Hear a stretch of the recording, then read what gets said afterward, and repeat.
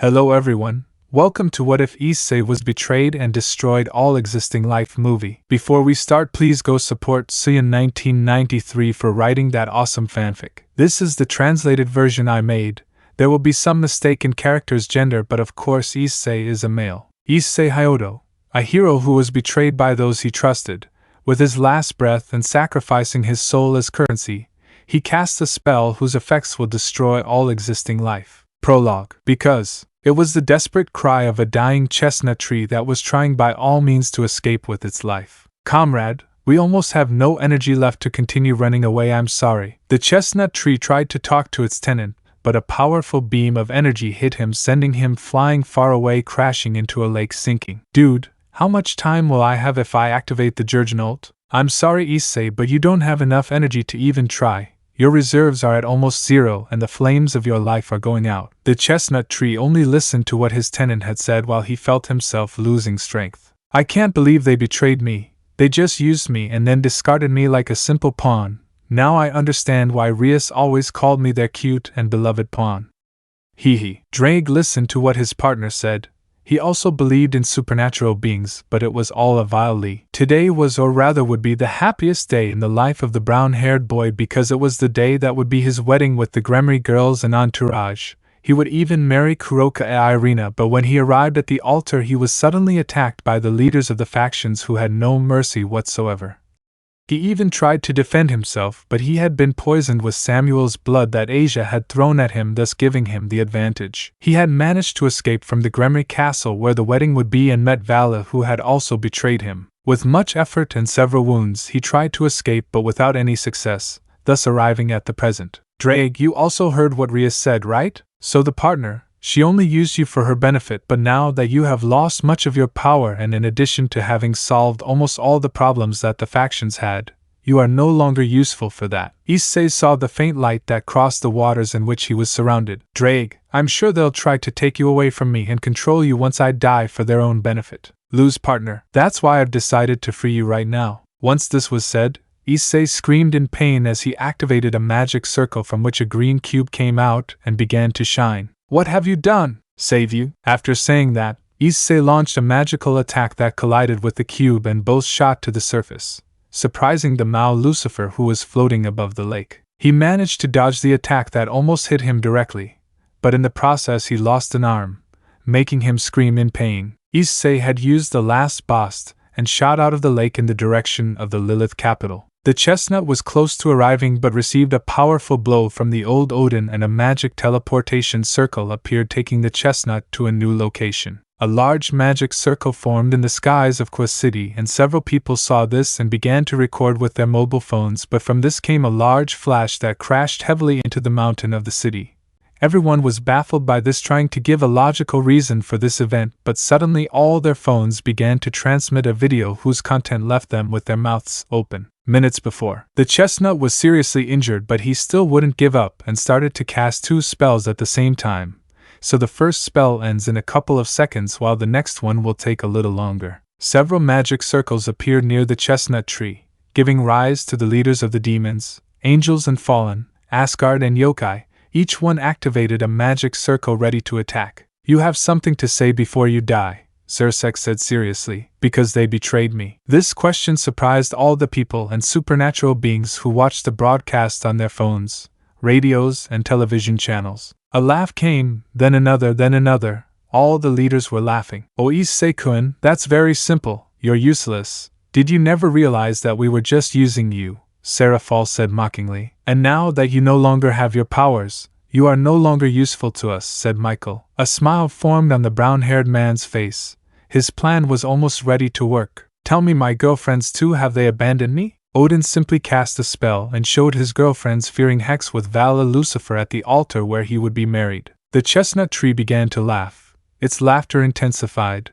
The leaders believed that the chestnut tree had broken. Once you die, nothing will stop us from taking over the human world. This statement alerted world leaders who were watching the broadcast. And once we take it, we will enslave the surviving humans. Issei continued laughing, but his expression changed to a serious one, alerting everyone present. A huge magic circle covered the chestnut tree and then said, If I have to die at this moment, I want everyone who is listening to me to know that I will not abandon them." This statement surprised everyone. "If I have to die here, I'll make sure I take what you value most. To all of you who are listening to me, this will be your only opportunity to face these wretches who want to subject you." The chestnut tree began to shine and then to grow. The leaders began to attack him with the aim of killing him before it was too late. The screams of pain and agony were heard all over the world. The lights ceased and a huge red dragon appeared, but it was very wounded. The Mao launched their last attack, and before it hit they saw Issei smile. Upon colliding with Issei's draconic form,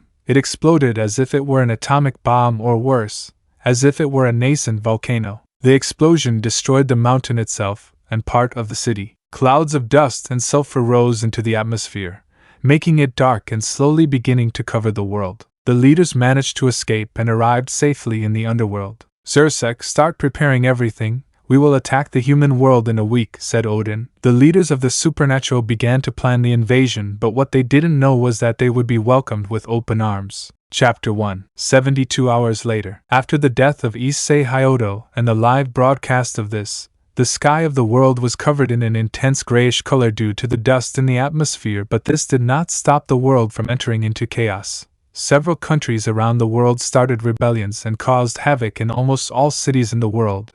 The police tried by all means to stop this. Supermarkets and gas stations were overcrowded at best, and at worst these were on fire, as well as many places being the most prominent of these the churches, causing firefighters and the like to work at maximum capacity. The world became a true chaos that sooner rather than later will become a true anarchy. People were looking for what they needed no matter the cost, or if they had to steal it. Police units tried to calm civilians and evacuate them to safe places like basements, tunnels, underground train stations, since taking them to places like stadiums and the like was completely stupid as they were too obvious targets. The military of each nation were preparing for action. The reason why most of them enlisted: they will protect the future of the youngest at any cost. Every soldier, regardless of religion, race or hex, had one thought in common: to fight against what was coming. Their orders were strict, their superiors did not hesitate to follow them, and they, more than anyone, had to be prepared for what was coming. It wasn't easy to accept this. It wasn't easy to accept the fact that the future of the survival of the human race and every living being on the planet is prostrated on top of them. The first line of defense against these so-called supernatural beings. A live broadcast of the most famous news channel in the world was beginning to be broadcast on the televisions located in each part of the hangars of the military bases. The fact that they were suddenly turned on had made each of the soldiers pay attention. "We are in a very delicate situation, dear viewers. The government, our government of the United States of North America, has authorized the launch of nuclear missiles. This is no joke. President Donald Trump has stated that he will use any means possible to confront this threat known as supernatural beings. The White House has made it clear that they will use every method available and has ordered all people to take up their weapons, to prepare, because this is not a fight that can be won easily. Those who cannot fight hide the women and children who are not able to face this reality. The laws prohibiting firearms and any type of dangerous weapon has been lifted by orders of the UN. I have been informed that the governments of Italy and France have launched nuclear missiles in the direction of the Vatican. China and Russia are mobilizing troops and returning retired soldiers to active duty and have even begun to distribute weapons to their civilian citizens. Countries like North and South Korea have previously left their differences and are unified to combat this threat. As the broadcast continued, the soldiers present began to advance to their units and squadrons. They will be the first to launch a large-scale attack on the city of demons known as Lilith. According to the report given by the 5-star general, they will be supported by other races and mythologies that have joined this war: dragons, spirits, vampires, and other beings that were believed to only exist in stories and novels. Several squadrons of soldiers boarded the large Hercules, Boeing, Antonov planes accompanied by heavy weapons. They will be escorted by beings of great power, thus being the dragons, who will guide them through some portals, while on the ground the tanks and strategic attack units will be guided by vampires. All the armies of the world began to mobilize to be the first to take the lead while trying to fight with the poor visibility that the outside offered, as ash fell from the sky as if it were snow, covering them all with this material with the nauseating smell of sulfur. Several dragons flew through the skies and large planes began to leave the runway while being guided by those beings of great power. The vehicles began to advance in formations and with their weapons ready to fight, while in the distance they saw large flashes and a column of smoke rise being swallowed by a kind of carrier whose edges shone intensely with writings little known to them. Everyone was tense. Everyone was afraid.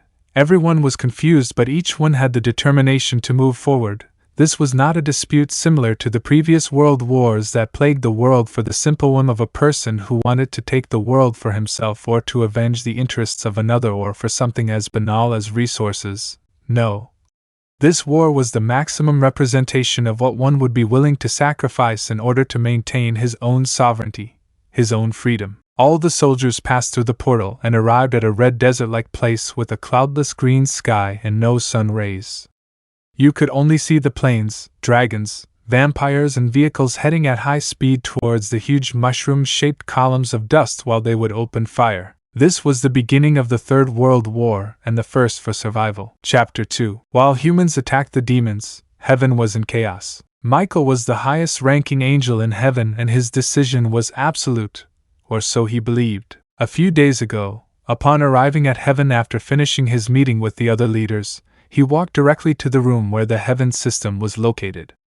Upon arriving there, trying to improve its efficiency, it suddenly sent an error message in large letters while blinking. With all the knowledge he had, he tried to fix it, but it just shut off. With nervousness reflected on his face, he saw that it had indeed stopped operating. Michael called an emergency meeting with the other angels, and when they arrived at the meeting room, they saw something that scared them. Standing in front of them was their father Elohim with an expression of sadness and disappointment. They only heard one word that made them regret it. "They disappoint me." Upon hearing this, the figure of his father disappeared, and a moment later he heard an explosion that made the building where they were shake. Upon going outside, they saw with horror how their brothers and sisters died at the hands of what seemed to be human technology. Planes, ships crossed the skies, destroying everything while they were supported by several vampires. They did not understand what was happening, because the sky defense system did not respond to the attack, as if some simple humans were giving them battle. When summoning a spear of light, he noticed that it had very little power, and despite this, he launched it, with the result that it could only destroy a miserable plane that crashed near them. Seeing his brothers who were behind him, his expression of surprise was reflected on his face, and panic took hold of him when he realized that his wings, like those of his other brothers and sisters, were black. He had fallen. The entire sky fell from the grace of its creator. In anger he launched an attack, thus managing to destroy a good portion of the ships. But as he destroyed them, more appeared, and the worst of all was that they arrived with improved defenses and their attacks were stronger, and they were slowly losing. The future of the sky was bleak. The yokai faction, despite being a considerably small faction, were holding up better than the sky. They were attacked without warning. The city's magical defense systems reacted after destroying a nuclear missile that was heading towards them but was intercepted on the outskirts of Tokyo. Its explosion was such that it literally destroyed these defenses and almost all electronic objects within a radius of 18 kilometers. Yasaka, the leader of her species, was in a meeting with her patron gods, these being Amaterasu and her brother Susanoo. They were extremely upset. The thoughtless actions of the current leader of the yokai would probably lead them to extinction, and they were not willing to help them. Their mistakes would be paid for by their own blood. Yasaka was deeply hurt. In addition to betraying the trust that the chestnut tree gave her, she will also be responsible for the extinction of her species. Her gods made it clear to her that from now on they are alone. Upon returning to the temple where she resided, she was greeted by the panicked and worried faces of her counselors and generals. Imagining the answer, she went outside and was surprised to see from the top of her residence how the city of Tokyo was burning to the ground. This vision made her see the reality of her actions. Despite fervently believing that her decision was the right one, the panorama before her eyes said otherwise. "Report," Yasaka said in a commanding voice. One of the counselors appeared at his side and said, "We received 3 nuclear missile attacks. We managed to intercept 2, but the explosion of these left our defenses disabled, but the 3rd exploded in the training camp of our soldiers who were preparing for war. Most died. We only have 1/5 of the soldiers to defend ourselves from our human aggressors." "And help?" They sent a request for help to the biblical faction. "I regret to tell you that we are cut off. It is only a matter of time before they reach the gates of the palace. Yasaka was extremely sad and felt the consequences of her actions. Forgive me, Issei. Chapter 3. About 12 hours have passed since the war began. Although the humans managed to strike the first blow, resulting in the total annihilation of the angels and almost the extinction of the demons, they were now in serious trouble. Many cities around the world were under attack by the Asgardians, who were seeking revenge after the death of Odin at the hands of the Dragon of Dragons. Shots and explosions took place everywhere while ashes and snow fell from the sky. The Mao fought against the humans and their weapons, but as time passed they weakened to the point that they had to hide to avoid being seriously damaged by the armor-piercing bullets.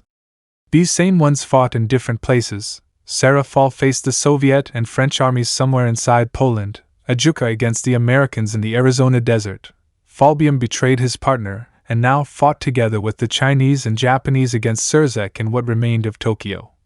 He himself had arrived to help his allies the yokai, but when he saw a huge radioactive wasteland and a crater about 300 meters deep, he realized that he had arrived late. The world was in complete chaos. In a police vehicle on the streets of Ko, a bald man was driving desperately while his four-eyed friend fired an AK-47 at several Asgardian soldiers. Faster, Matsuda!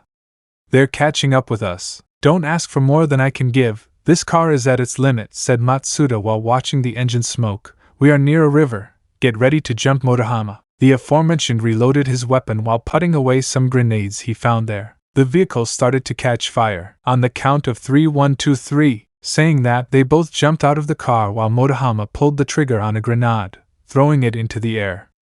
They both fell into the water and an explosion occurred, thus killing the soldiers. Their bodies were dragged down the river, and after a few minutes they finally hit land.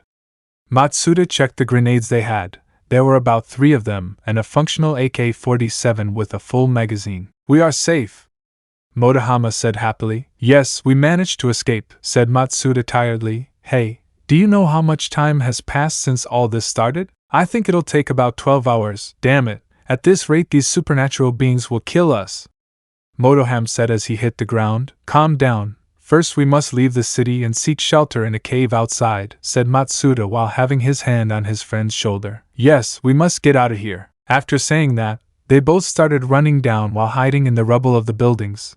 Their goal was to reach the coast, since if they went by the river they could be captured and killed. While they were going down a hole until they reached the sewers, they heard some shots thanks to the echo of this, and when they saw that the other side was blocked, they prepared for a possible battle. When they reached the exit they saw some guys shooting their weapons at some large creatures. Those are trolls, said Matsuda to his friend. Yes, they are definitely trolls, Motohama replied. What are you saying? Should we help them?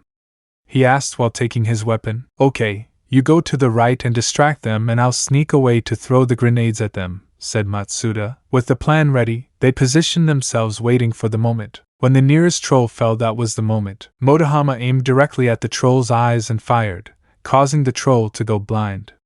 His cry of pain caught the attention of the remaining 4, and when they saw Motohama they threw themselves into combat.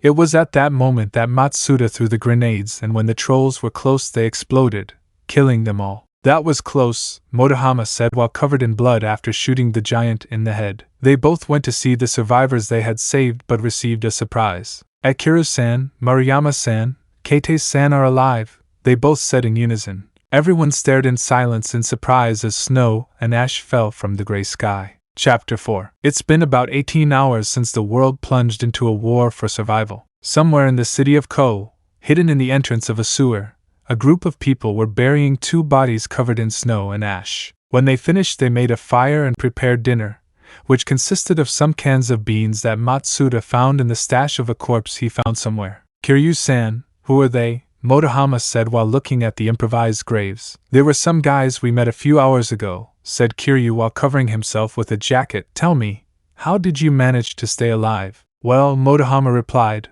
when all this started, Matsuda and I were abandoned by our father, saying that we would be a burden. They howled far away, and the truth is I don't know if they are still alive. Ouch, that must have hurt, didn't it? The brunette with braids spoke. Well, I knew that at some point it could happen, but I didn't think it would be like this. Besides, when I met Matsuda it was almost noon, and just after the city was attacked, we managed to survive while we moved through the streets. Then we arrived at an Eroge Games store to ask the seller for help. So, what happened then? I asked curiously. The old man gave us some weapons and several grenades to defend ourselves, and then we ran out into the street. We walked a few blocks until we found a plainclothes police car on fire, but some soldiers in gold armor found us, so we tried to flee. According to the news, before they cut them off, if we saw these gold soldiers we had to flee. But in the end they followed us, and we had to fight, and after a while we fell into a river to escape from them by means of an explosion, and fortunately we managed to kill them in the process. I'm happy for you, said the brunette with a smile. For me it was different. My parents gave their lives so I could escape from some men with black wings, she said sadly while trying not to cry. Motohama put down his can of beans upon seeing this and approached the chestnut, and then hugged her. Kiryu, feeling the hug, couldn't stand it any longer and began to cry. A little far from the fire was Matsuda, who was treating Keitei's wounds. Thank you, said the pink-haired girl. Matsuda smiled in response. I see the storm won't stop tonight, the bald man spoke as he watched the strong winds drag some advertisements. Hey pervert, tell me how you know first aid, said Maruyama. When you play a lot of Eroges you learn something, he answered honestly. That explains a lot, said Maruyama with a sigh. Tell me, do you know anything about what's happening? Not much. I just know that after Issei transmitted that message, the governments of the world took action, said the bald man. Keitei, who was rummaging through her bag, took out a small radio that her mother gave her and began to search for some transmissions. Ren turned it on. It started to sound some static while searching for a frequency that is working. Kiryu and Motohama, hearing the static, approached to find out what was happening. Keitei-san, search on AM, that's the emergency frequency, Motohama said. The aforementioned listened and changed the mode to radio, and they managed to hear a transmission. This is the Japan Self-Defense Force broadcasting on all frequencies for all channels. All survivors are advised to evacuate as soon as possible. The Japanese government has declared a state of emergency throughout the nation and beyond our borders. You are informed that at exactly 7:50 a.m. nuclear missiles will be launched in all major cities to eliminate the invading forces that have touched our territory. Everyone listening to the radio broadcasts had turned to stone. The government was ready to use its best weapon, and they had little time left to escape. Assuming the storm won't let up for the rest of the night, this will limit their vision and mobility. That it can't be happening, said Keitei between sobs. And if we take refuge in this sewer, or better yet, look for a deeper one to hide from the explosion, Maruyama said with some panic. It's useless. Even if we survive the explosion, the heat will kill us, said Kiryu while cleaning his glasses. Or worse yet, radiation, said Matsuda. We'd better plan how to escape from here as soon as possible. You're crazy! Look at the storm outside. If we get out of here we won't make it, said Keitei angrily. Matsuda is right. If we stay here it will be the end of us, Motohama said. We must make a plan. Chapter 5. 6:17 a.m. The heavy snowfall had stopped. Matsuda and Motohama, accompanied by some girls they knew, had managed to leave the city of Ko through the sanitary sewer system. Hiding through the abandoned vehicles on the highway that left the city, the group advanced quickly, and sometimes hid in the rubble and under vehicles to hide from the fallen angel patrols that prowled the area. Upon confirming that the aforementioned had moved away, the boys followed the course of the road in order to get away from the city safely. Look, it works! Matsuda had found a cargo truck, a four-wheel drive Freightliner used to carry containers from the Code dock. With a few minutes delay used to make sure everything was in order. Everyone got on the truck and without wasting time accelerated to escape before the time limit given by the government. Quick, quick, quick!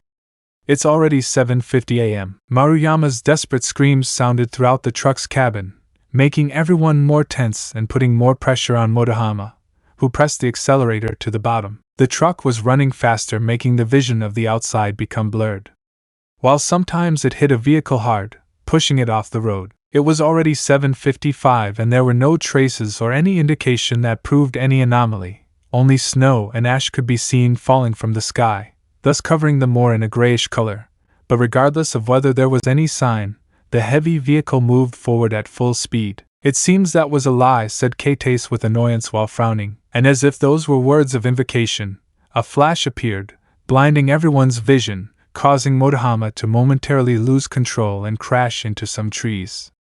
When the light disappeared and Motohama took control, he stepped on the gas again, and the truck moved forward at full speed while they were followed by a large curtain of smoke and wind that slowly reached them.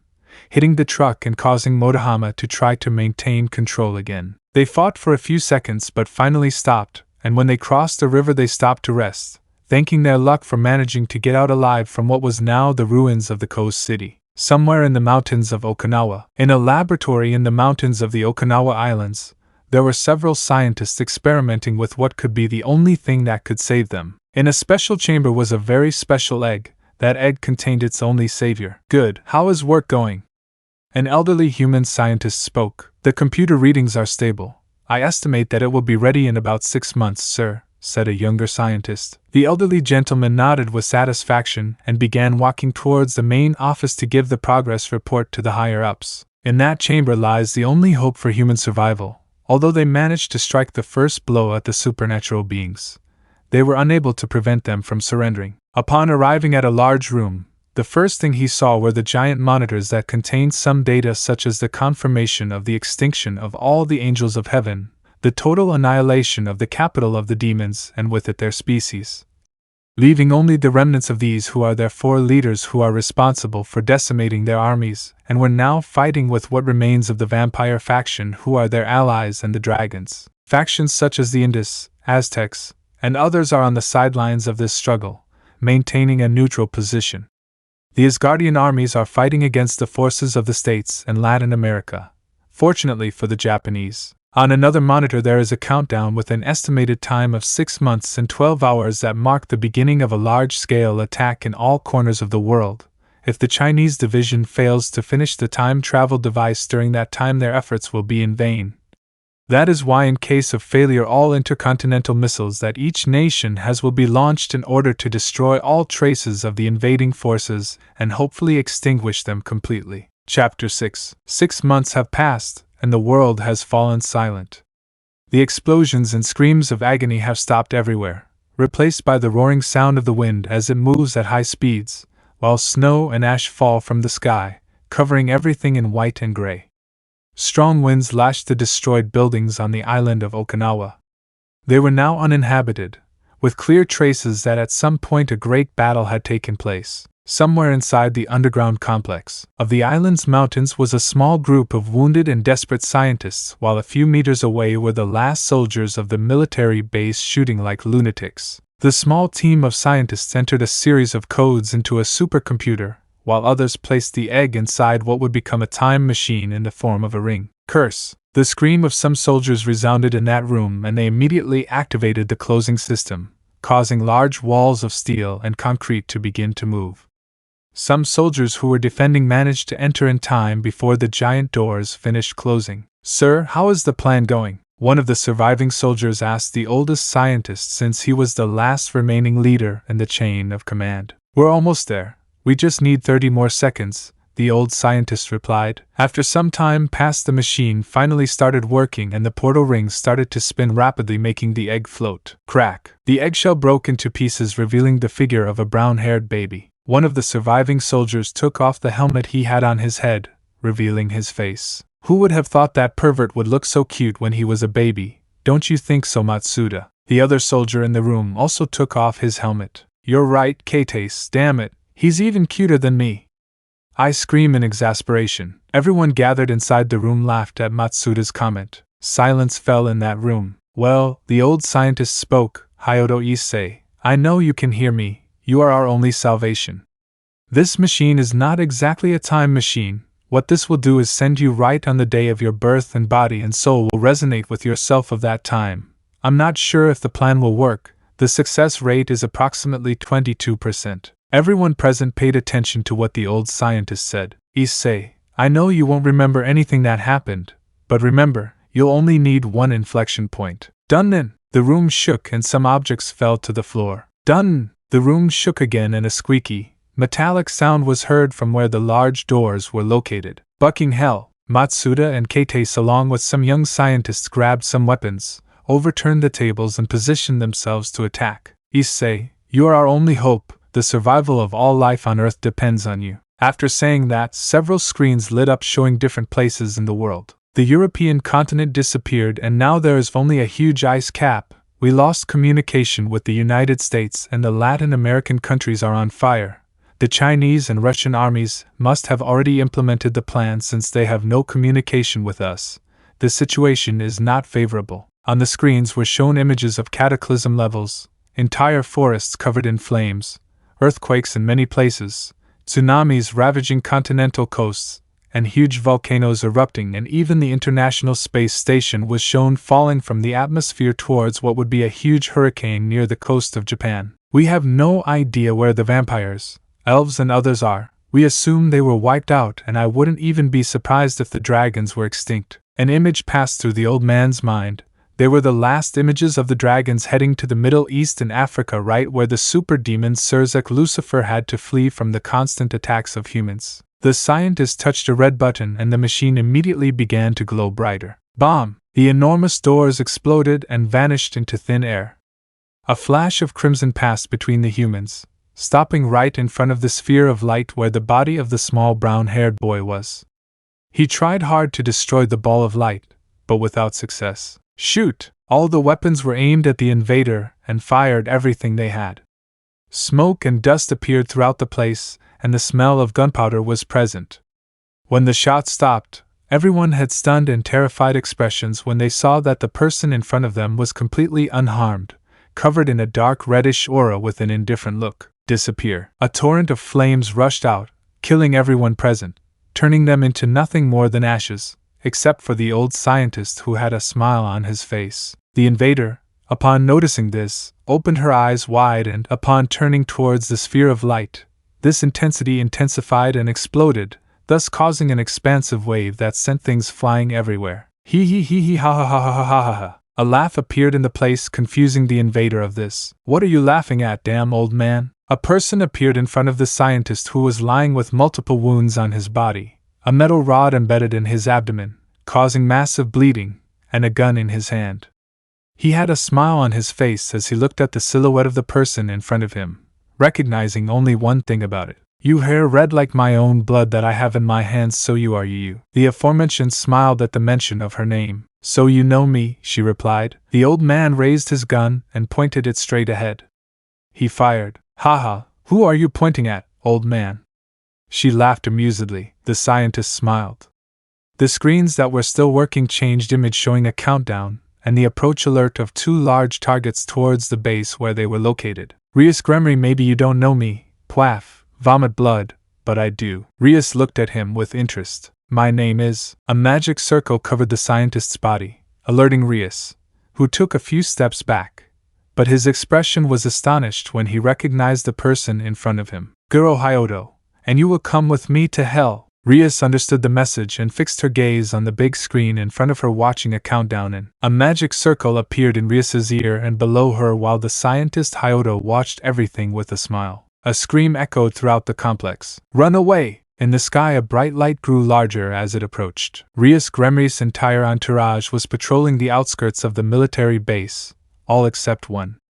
A certain white cat ran desperately north, sensing the imminent fate approaching her. It's a shame that their efforts were not rewarded. The light crashed into the chasm of the mountain, and a strong glow appeared everywhere, and then a loud, thunderous sound appeared that reached everywhere while a great column of dust and debris swept away everything in its path. Several of these lights crashed all over the world, and from space a huge being of immense proportions and red color watched this calmly. After 2 hours the entire planet became a radioactive rock with no trace of life. Chapter 7. A dead, white and grayish wasteland lay beneath the gate of a colossal being that flew freely through the sky, impregnated with the nauseating smell of iron and suffering. This being was the DXD, a dragon god in his own right, born from the dreams and hopes of the life forms that fed on the fruit of knowledge. This being traveled from city to city around the world in search of the surviving vestiges of the biblical faction. In his search he found some fallen and demonic beings that were immediately eliminated without any chance of knowing what happened, and on other occasions he found some humans who managed to survive the explosions and their radioactive waste. 6 years later, it has been a long time since the lights were last seen falling from the sky. The lucky human survivors did their best in their daily lives to try to re-establish their comfortable lives that were taken away by those who wanted to dominate them. But the lonely and hostile environment hampered people's intentions. Armed with the tools of yesteryear, Humans defended themselves from those who ruined their lives and who unfortunately the war failed to eliminate. Demons, fallen, as guardians were the beings that commonly appeared when groups of survivors ventured into the ruins of cities in search of food and medicine. The fights were intense, generally requiring the sacrifice of a dozen people with some combat experience to eliminate a middle-class demon, or the total destruction of small towns to eliminate a six-winged fallen. This was the reality that covered the world. An indefinite struggle over who should fall to continue living until a group of explorers discovered something on a certain island. 10 years later, secret facilities in Okinawa, Japan, for imposing antennas were operating at their maximum capacity. At a military base, large groups of people were moving up and down, carrying out their assigned tasks. Each of them joined a large project that could save them from extinction. In a bunker, under thick layers of earth and concrete in the mountains of the Okinawa Islands, a large group of people worked hard to repair the machine that would save them. At the back of the room, behind thick steel walls, other people were busy doing their tasks. The sound of heavy machinery, the shouting of orders, and the sound of welding resonated throughout the bunker. It was irrefutable proof that something very important was taking place, and that the opportunity to change everything was not far from reality. A red-haired man oversaw all the ongoing projects while holding several reports tightly and with frustration in his hands.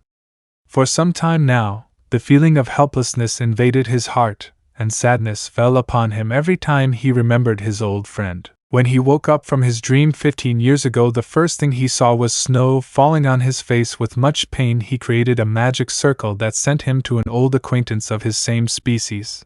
When he found him and asked for him, he confirmed his worst fears. In his desperation, he asked for help, prostrating himself on the ground, leaving aside his pride and everything that represented his title as one of the celestial dragons, but unfortunately it was not possible.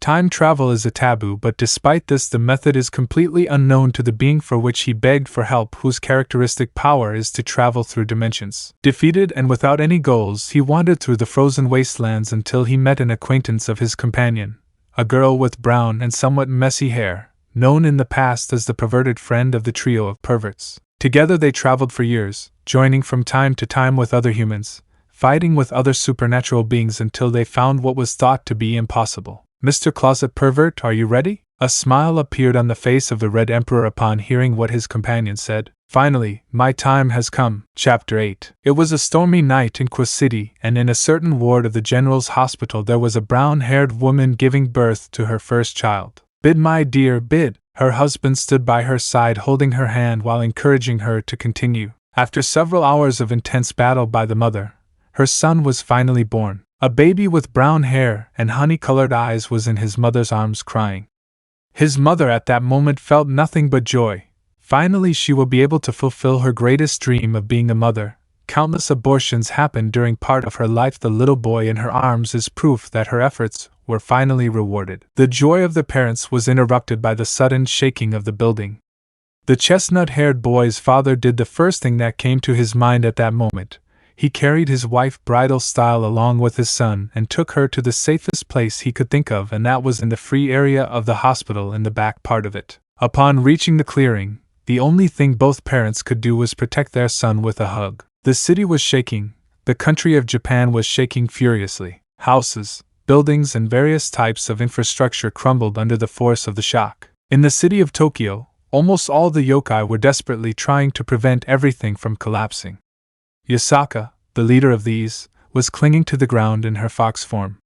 The tremor that violently shook her territory was the strongest she had felt in all her years of existence. On the scale invented by humans to measure these events, it would be around 8.3 and 8.9, but from one moment to another the tremor stopped. Yasaka returned to her human form and began to give orders. She wanted to know what damage had been suffered, but without warning the ground began to shake. The woman with blonde hair and a voluptuous body fell to the ground shaken and with an expression of panic and confusion. The shock was equal to or worse than the previous one, but what terrified him most at that moment was the fact that this time the earthquake was accompanied by unimaginable pressure. The yokai leader could barely oppose this.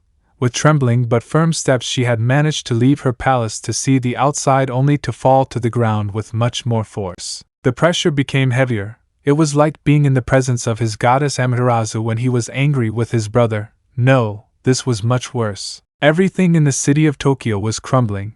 Destruction and chaos was all that could be seen. 27 seconds after the earthquake struck Japan for the second time, everything stopped, calm returned, and silence gave way. Yasaka got up with difficulty from the ground. She felt tired. When she stood up, a portal appeared next to her. They were her gods. Yasaka, despite having gotten up again, returned to the ground and paid her respects to her protective gods, who somehow had a serious expression. The yokai leader fell to the ground exhausted.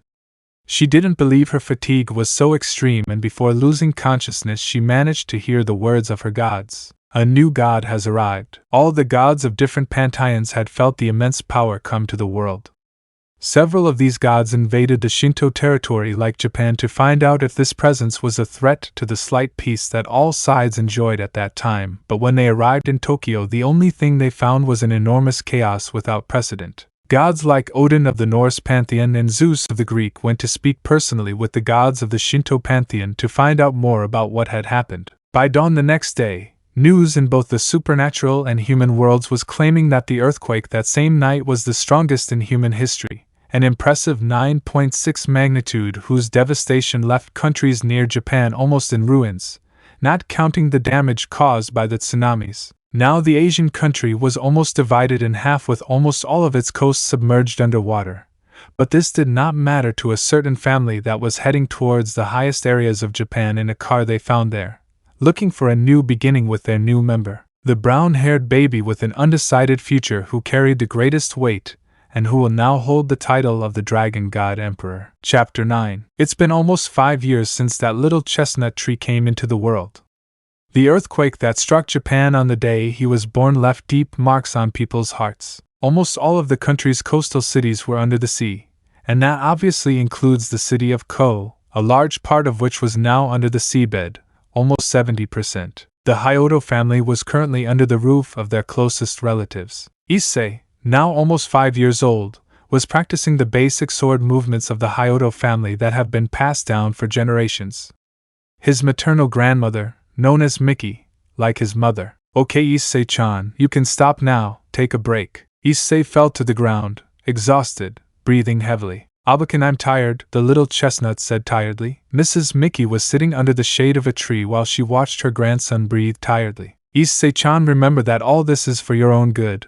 Also, since you are my only grandson, it is my duty as the current matriarch of the family to teach you our art." Issei was still lying on the ground with his breathing interrupted.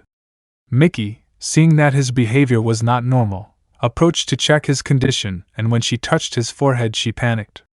Her grandson was burning with fever. Shortly after, she entered her house looking for help. Despite being a woman of almost 90 years old, her strength and resistance are on par with a person in her mid-30s. Upon arriving at the main room, she met her daughter's husband, who was preparing to leave for his workplace, and her daughter, who was sweetly saying goodbye to him. Seeing the condition of their son, they did not hesitate to leave for the hospital. When the doctors on duty arrived, they took action due to the chestnut's unusual state of health. His body was twisting violently and his temperature was around 47 degrees Celsius. While everyone was moving frantically in the deepest part of the chestnut's consciousness, a pleasant meeting took place between two acquaintances. "It's good to know you're okay, old friend." The figure of a brown-haired man of approximately 19 years of age stood with his hands in his pants pockets belonging to the Ko Academy uniform while keeping a smile on his face in front of an immense red being. This being was the Red Emperor Dragon Drake. "How did you manage to find me?" "No, how did you travel here?" asked the brown-haired man. "Finding you wasn't difficult. When I arrived in this world I released my aura to find you more easily, although I have to admit that I went too far," said Drake, remembering the cause that caused a few years ago. "But the method I used to get here was not easy." What Drake said caught the brown-haired man's attention. "When I found out you had died, I flew into a rage, so to speak, and went straight to heaven only to find the remnants of an intense struggle that led to the extinction of the angels." Drake, seeing his friend's expression of confusion, decided to explain everything he experienced after waking up from his dream. Issei had an expression of astonishment upon learning that almost the entire biblical faction was annihilated along with the pantheons affiliated with the alliance. This discovery brought great relief to the chestnut's heart, who felt like a great weight had been lifted from his shoulders. After that, Drag began to tell about his travels around the world in search of a method to bring him back. Some time after starting his search, he had managed to hear a rumor circulating about humans, and that was about the method for time travel. According to the words of the Red Emperor himself, his joy was such that he accidentally destroyed the Andes mountain range in China. But to his misfortune, days later humans launched his entire destructive arsenal into the sky in different directions around the world. Drake recounted that he had to hide on the moon, the only place free from attacks, and he contemplated it with an unexpected companion. After 2 hours of watching explosions all over the world, Drake finally returned to Earth, only to see vast radioactive wastelands, devastated cities, charred bodies, and craters everywhere. The Red Dragon's desperation in his search for the chestnut led him to implore DXD for help. Issei listened to his best friend's story with a sour expression and felt his heart clench. He felt bad for everything he had caused and made Drake go through it. After a few years of wandering around the world, I came across a certain acquaintance. Issei also raised an eyebrow upon hearing that and tried to find out who he was talking about, receiving an unsatisfactory answer. Drake continued with his story. We both joined together on our journey without a destination. We fought together, we ate together. She was a great companion. The regret in Drake's tone of voice was felt. What happened? Issei asked. After a while we finally found the secret base of the humans, and together with many other people we managed to rebuild the whole place, even the time machine we managed to repair, and with some slight adjustments it finally worked. I, along with a group of elite humans armed with the best technology, were ready to cross through the portal, but when we were preparing to leave we were suddenly attacked. As he finished saying the last thing, an immense murderous intent overflowed from the Dragon Emperor's body. Those unfortunate Grimary people massacred everyone who helped us. Drake clenched his fists tightly. Only a few of us managed to stop the advance of their attacks, but they were too strong.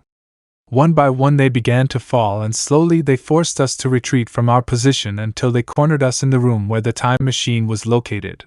My partner, the one who accompanied me for 15 long years, pushed me into the machine. The anger and rage of the Dragon Emperor subsided, and an atmosphere of sadness took hold of him. She sacrificed herself so I could get here. Issei hugged Drake's paw, trying to show sympathy and comfort him in the process. Tell me, besides Rias and the other girls, who else was there?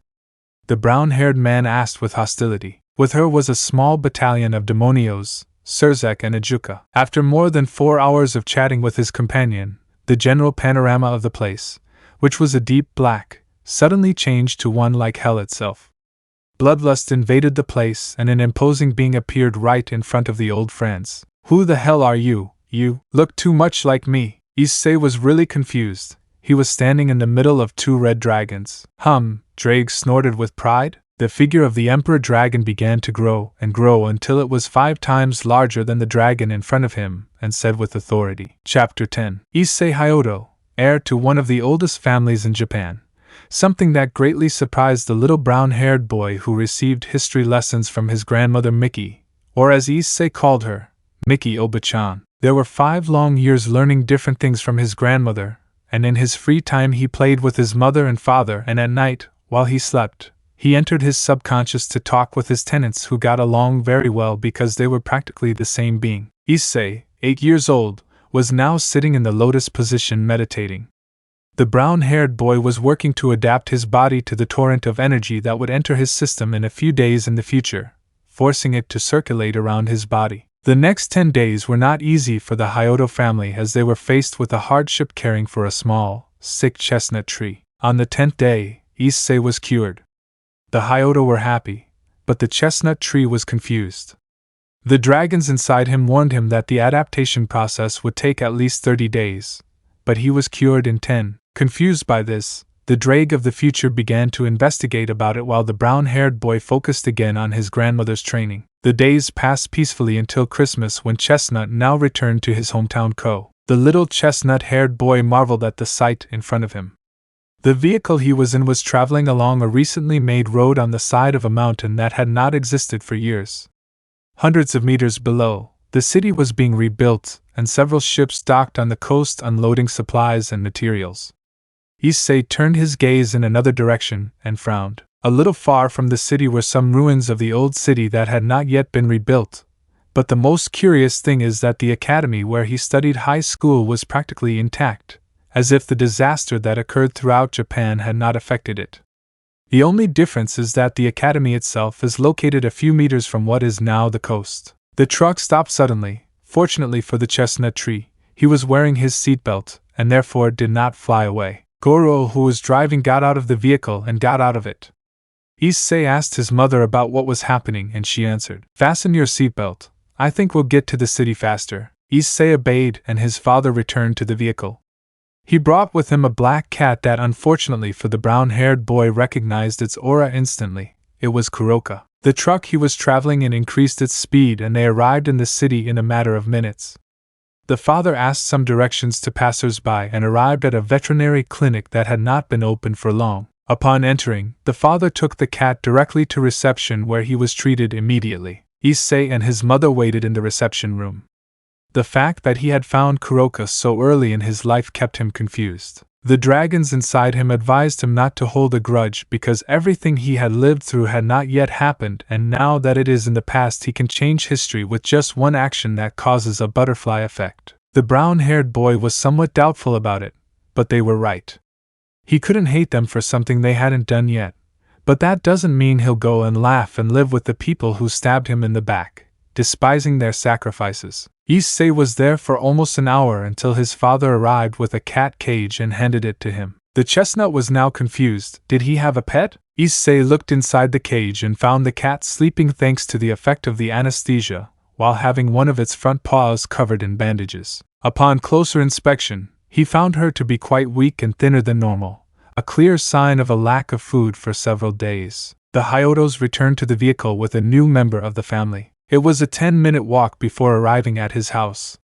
The chestnut tree, seeing it through his window, was very surprised to recognize his old residence, which now had a larger patio and an excellent view of the sea, which it didn't have before. According to Goro, thanks to the fact that his job as a furniture salesman was booming after the disaster a few years ago, he quickly climbed the ladder and was now the company's general sales manager, a fact that surprised both Mickey and Chestnut himself. Before his trip to the city, he looked for places that were habitable and for sale and came across this particular house and fell in love with it, so he bought it without asking the price. The dragons told the chestnut tree that his father had a lot of luck and they were envious of it, which made the chestnut tree laugh a bit. Upon entering, a wave of nostalgia invaded him, and then he ran in the direction of his old room. But when he opened the door, he was surprised to find a large bathroom. His father watched his son's reaction with amusement, while the Celestials were dying of laughter. Goro led his son through the house and up some stairs that didn't exist. He reached the 3rd floor, which led him to his new room. This was twice as big as his previous room, with glass doors leading out to the balcony outside. Goro entered the room heading towards the transparent doors, and as he did so a refreshing sea breeze entered the room, while he had a perfect view of the sea and a good part of the city. Even if he had binoculars, he could see the academy hidden behind a forest that survived the disaster. Issei looked at this in awe. With this room he could make a big change. He could hide his porn magazines under the floor and no one would find him. He felt like a genius. A few hours after putting his things away, the brown-haired man went down to the kitchen and met the person he least wanted to see in this world. In front of him was Mrs. Shido, accompanied by her daughter Irina, the girl who was his childhood love and the girl who betrayed him most brutally. Chapter 11. Issei saw Irina's figure while his mother urged him to introduce himself. Just seeing the brunette's smile had made a great anger appear inside him, but on the outside he maintained a serene face. The silence in that room became uncomfortable for those present. Mrs. Shido tried to dispel this by starting a conversation, but before her words could leave her mouth, Issei took a step forward and introduced himself as politely as he could. "Hello, my name is Iseei Hyodo." The presentation was so simple that silence still dominated the atmosphere. Issei turned around and approached his mother, and pulling her skirt a little to get her attention, he said, "Mom, I'll go to the terrace." Without receiving any response, the brown-haired man left the room before the bewildered gaze of everyone. Mickey composed herself first and apologized to her new neighbors, which Mrs. Shido accepted without giving it much importance, But for Irina it was something curious, since in the last months of living in the city she had made friends with many boys and girls alike, and the fact that the brunette she just saw avoided her professionally made her curious. The following days were normal for the Hyodo, but when winter began there was an abrupt change in their daily life. After a sudden job by the Shido that would last about 2 months, Irina went to the care of the Hyodo since they had become good friends with the chestnut's parents. Issei did not like this at all, and on more than one occasion he was about to kick out the girl who lived next to him, but the words of his tenants resonated in his conscience, calming him from his fits of anger. For many days the brunette tried to start a conversation with him, play and even bathe together, but her attempts failed since he did not allow it. He did not want to get too involved with her, and much less be her friend, because he could not forget how she broke his heart. Now the little chestnut tree celebrated Christmas with his family and grandmother. Everything was laughter and joy, of course, except for Irina, who earlier that day had said that she didn't feel very well in her stomach because of the incredible amount of sweets she consumed, and for that same reason she wasn't present. Issei didn't care about this and continued with his joy until everything ended around 11 p.m. Issei was preparing to sleep in his room alone since his parents and his grandmother who visited them for the holiday had fallen exhausted. The winter snow was slowly beginning to fall from the sky. Issei, who watched this, was captivated by it. He had always liked the sight created by the accumulating snow. Issei lay down on his bed and then covered himself. He watched and watched the snow fall, and his eyelids began to droop. After a few minutes, the chestnut finally fell asleep. Sobs woke Issei up around 2 a.m. according to the magical girl clock next to his bed. Issei continued listening to the muffled cries that echoed at a low volume in his room. He debated in his mind whether he should investigate or let it go. After half an hour the sobs stopped and silence fell, but the brown-haired boy, now awake, couldn't help but wonder what it was that disturbed his sleep. The brown-haired boy got up from his bed and then stretched. He wasn't stupid, because he already knew that the crying came from Irina, since on more than one occasion she had comforted the brown-haired girl during her school days. Upon opening the door to his room, Issei noticed a round, black lump right at the entrance. It was Kuroka, the family pet. He didn't give much importance to the fact that he was right at the entrance to his room and continued his way towards Irina's room at the other end of the hallway. When he arrived he saw that the door to the room was open, so he decided to enter only to see the brunette sitting on her bed with her back turned and rubbing her eyes, trying to stop her tears while her voice sounded broken and as if she had hiccups. Issei had the option to walk away and forget what he saw, but he didn't do it because he felt that if Irina didn't remove the weight that torments him he would be affected in some way. Irina felt extremely sad.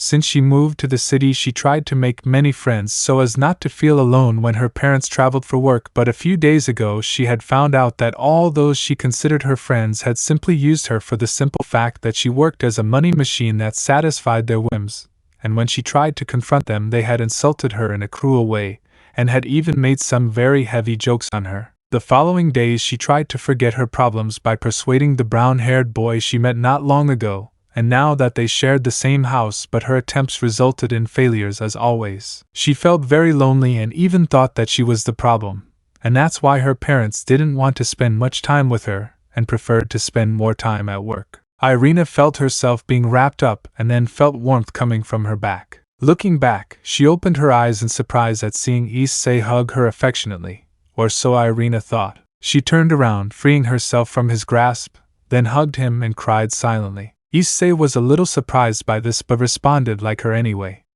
He had already seen this scenario coming since he had experienced it, of course in completely different circumstances. The only point that helped him in his conclusion was the date, December 24th. After that, Irina began to get more attached to Issei even though he pushed him away. There were even days when he shouted at her that he regretted having done that, but the brunette didn't care since she felt more comfortable with Issei's company, and something had been born inside her. Chapter 12. It's been 2 years since Irina started living with the Hyodos. For the brown-haired boy, this was a nightmare. Waking up every morning with a bang from Irina wasn't good for his health, much less for his mood. After 2 years of living with her, the brown-haired boy was now 10 years old. During all this time, Issei dedicated himself to creating connections with people who would help him stop the factions when the time came, all thanks to his computer skills and among others who helped him enter certain places and attract the attention of the individuals in question. At just 10 years old, he already had a network of spies and allies almost all over the world. All that was left was to infiltrate Europe, the territory of Los Angeles, to continue to the next phase. Issei, Kuroka is back, come give her breakfast, her mother shouted from the kitchen. I'm coming, answered the chestnut. Kuroka was the family cat, or rather Kuroka was the family pet. Kuro was the name that Issei's father Goro gave her, and that appears in the civil adoption registry as her official name. This guy had no imagination to give her a decent name, but Issei decided on his own to call her Kuroka. His parents didn't see a problem with this, but due to some problems they had years ago, they decided to change her name to Kuroka so that in the end everyone would call her Kuroka.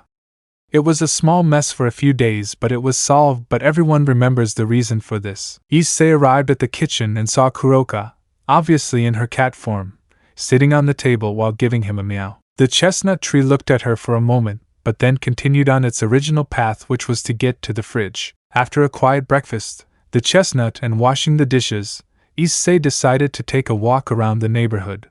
But before leaving the house, Irina, unluckily for him, wanted to accompany him, and no matter how much he denied her, she wouldn't obey, so he didn't give it much importance. As he left the house, he was followed by Irina, who curiously carried Kuroka in a special handbag she had recently bought. It was one of those where you could see inside. Walking through the streets, there were some people who stopped to watch Kuroka sleeping inside the mound, while others told them that they looked like a nice couple. Irina blushed, but Issei didn't care.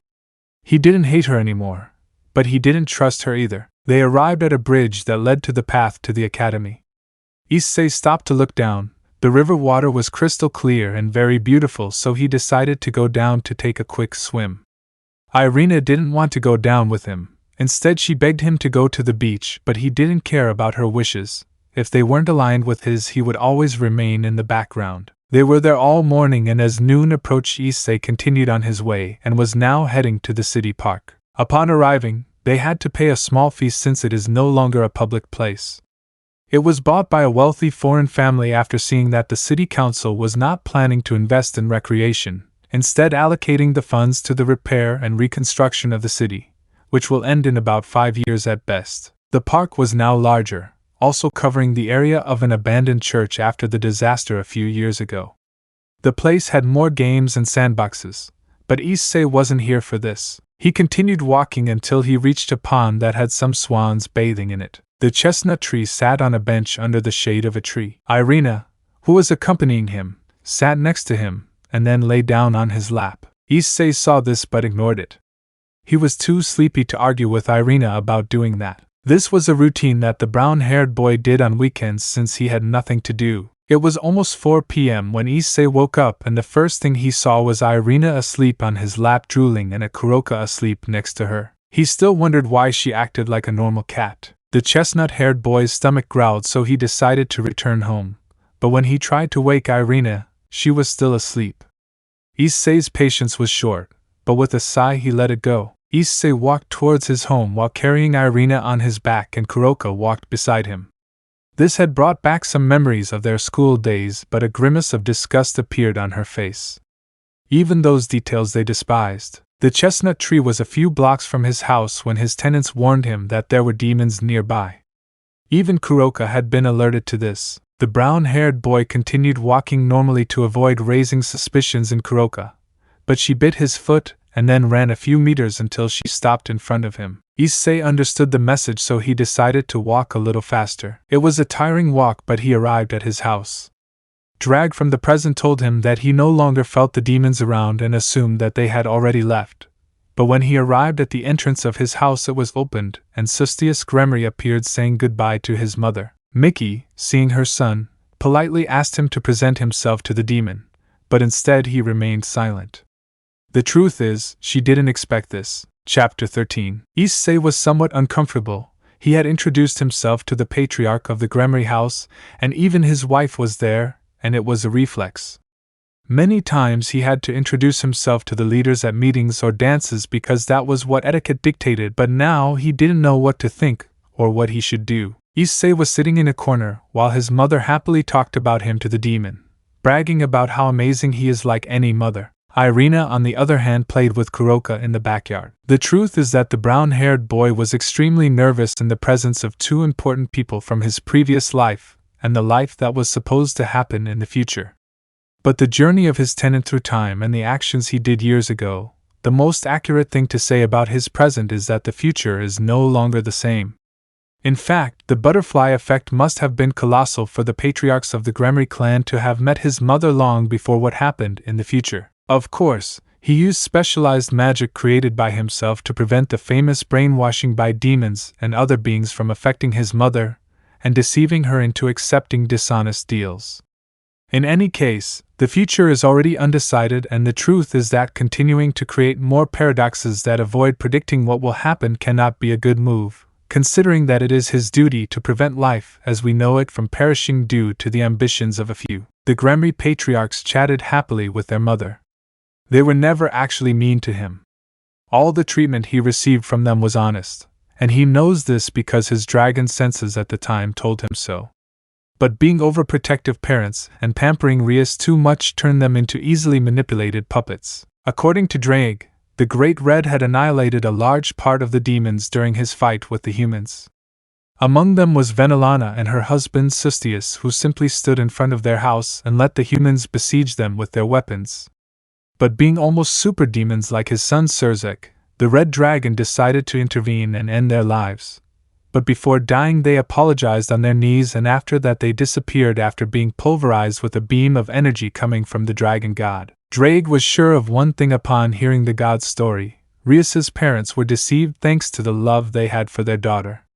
Their love was used against her, and they apologized since it was the only thing they could do at that moment. It is for that same reason that the brown-haired boy did not feel hatred towards the Gremory, but having betrayed his trust in that way was something he could never forget. The following days, Venelana Bale visited the Hyodo house more regularly, since her vacation home was just a few blocks away. She always came to talk with her mother about business matters. My mother gave very good advice on how to run a company more efficiently by having vagrant supervisors. It minimizes errors and improves performance. Sustius also came home to take his father to play golf. Seriously, what's wrong with rich people and gambling? It couldn't have been anything else like billiards or Sudoku. My relationship with Irina has been almost the same. Almost, since sometimes Ria's presence in the house ends in a conflict over me. According to her, she has to mark her territory. I already knew that with the appearance of the Gremory patriarchs, Rias would have to appear at some point, and when she did, I literally closed the door in her face. I wasn't going to let her into my life, but the truth is, I can't do much against my mother's terrifying gaze. I had to give in and let her in, at least into my personal space, and I still think it's too much. Rias, at 12 years old, already has a fairly developed body for her age, and of course, she knows it and tries to use it against me. I'm certainly aware of it, but it's easy for me to avoid her since I'm used to seeing her incredible body. I know all her proportions, and I know her exact measurements just like the other girls. You must have seen Akino appear from time to time. The first time Rias introduced her to me as a friend who lived next door to her. The truth is, I didn't care in the least, and I continued with my life. Chapter 14. Time passed, and now I am 11. Right now I'm at the airport accompanying Irina Shido as she goes on a trip to Rome. Her parents showed up 2 weeks ago. They had returned from their 6-month work trip and suddenly decided to take Irina indefinitely. For my part, I was happy, almost celebrating the fact that I won't have to wake up suddenly every morning. But my mother asked the million-dollar question, stopping my attempt. Irina's parents responded that they had been assigned a new job, but this time it was permanent, in Rome, Italy. Irina's eyes lit up for a moment when she heard that she would be going to the capital of Christianity. But after hearing the word indefinite, her optimism was shattered. It took long days to convince her to leave. Rias even tried to urge her to leave, but that only made her more stubborn about her decision to stay. Those were long days for me. Her whining caused me to have insomnia due to lack of sleep. In the end, she was convinced to leave thanks to the chocolate cake I made. Not to brag, but I'm very good at cooking, and even more so at baking. Shortly after the plane left, I was able to relax. Having to listen to Irina's nonsense for 2 hours was exhausting. Now that I think about it, Irina had mentioned a pinky promise. I honestly don't remember. Grandma Mickey came to pick him up at the airport an hour later to take him back home. During the trip, Issei saw the panorama through the window. Originally, there wasn't an airport in the city, only a pilot training school. But after the disaster that left the neighboring city's airport in ruins, literally sinking underwater, the Japanese government decided that having a military-controlled airport in Ko would be very important for more easily shipping supplies to other areas.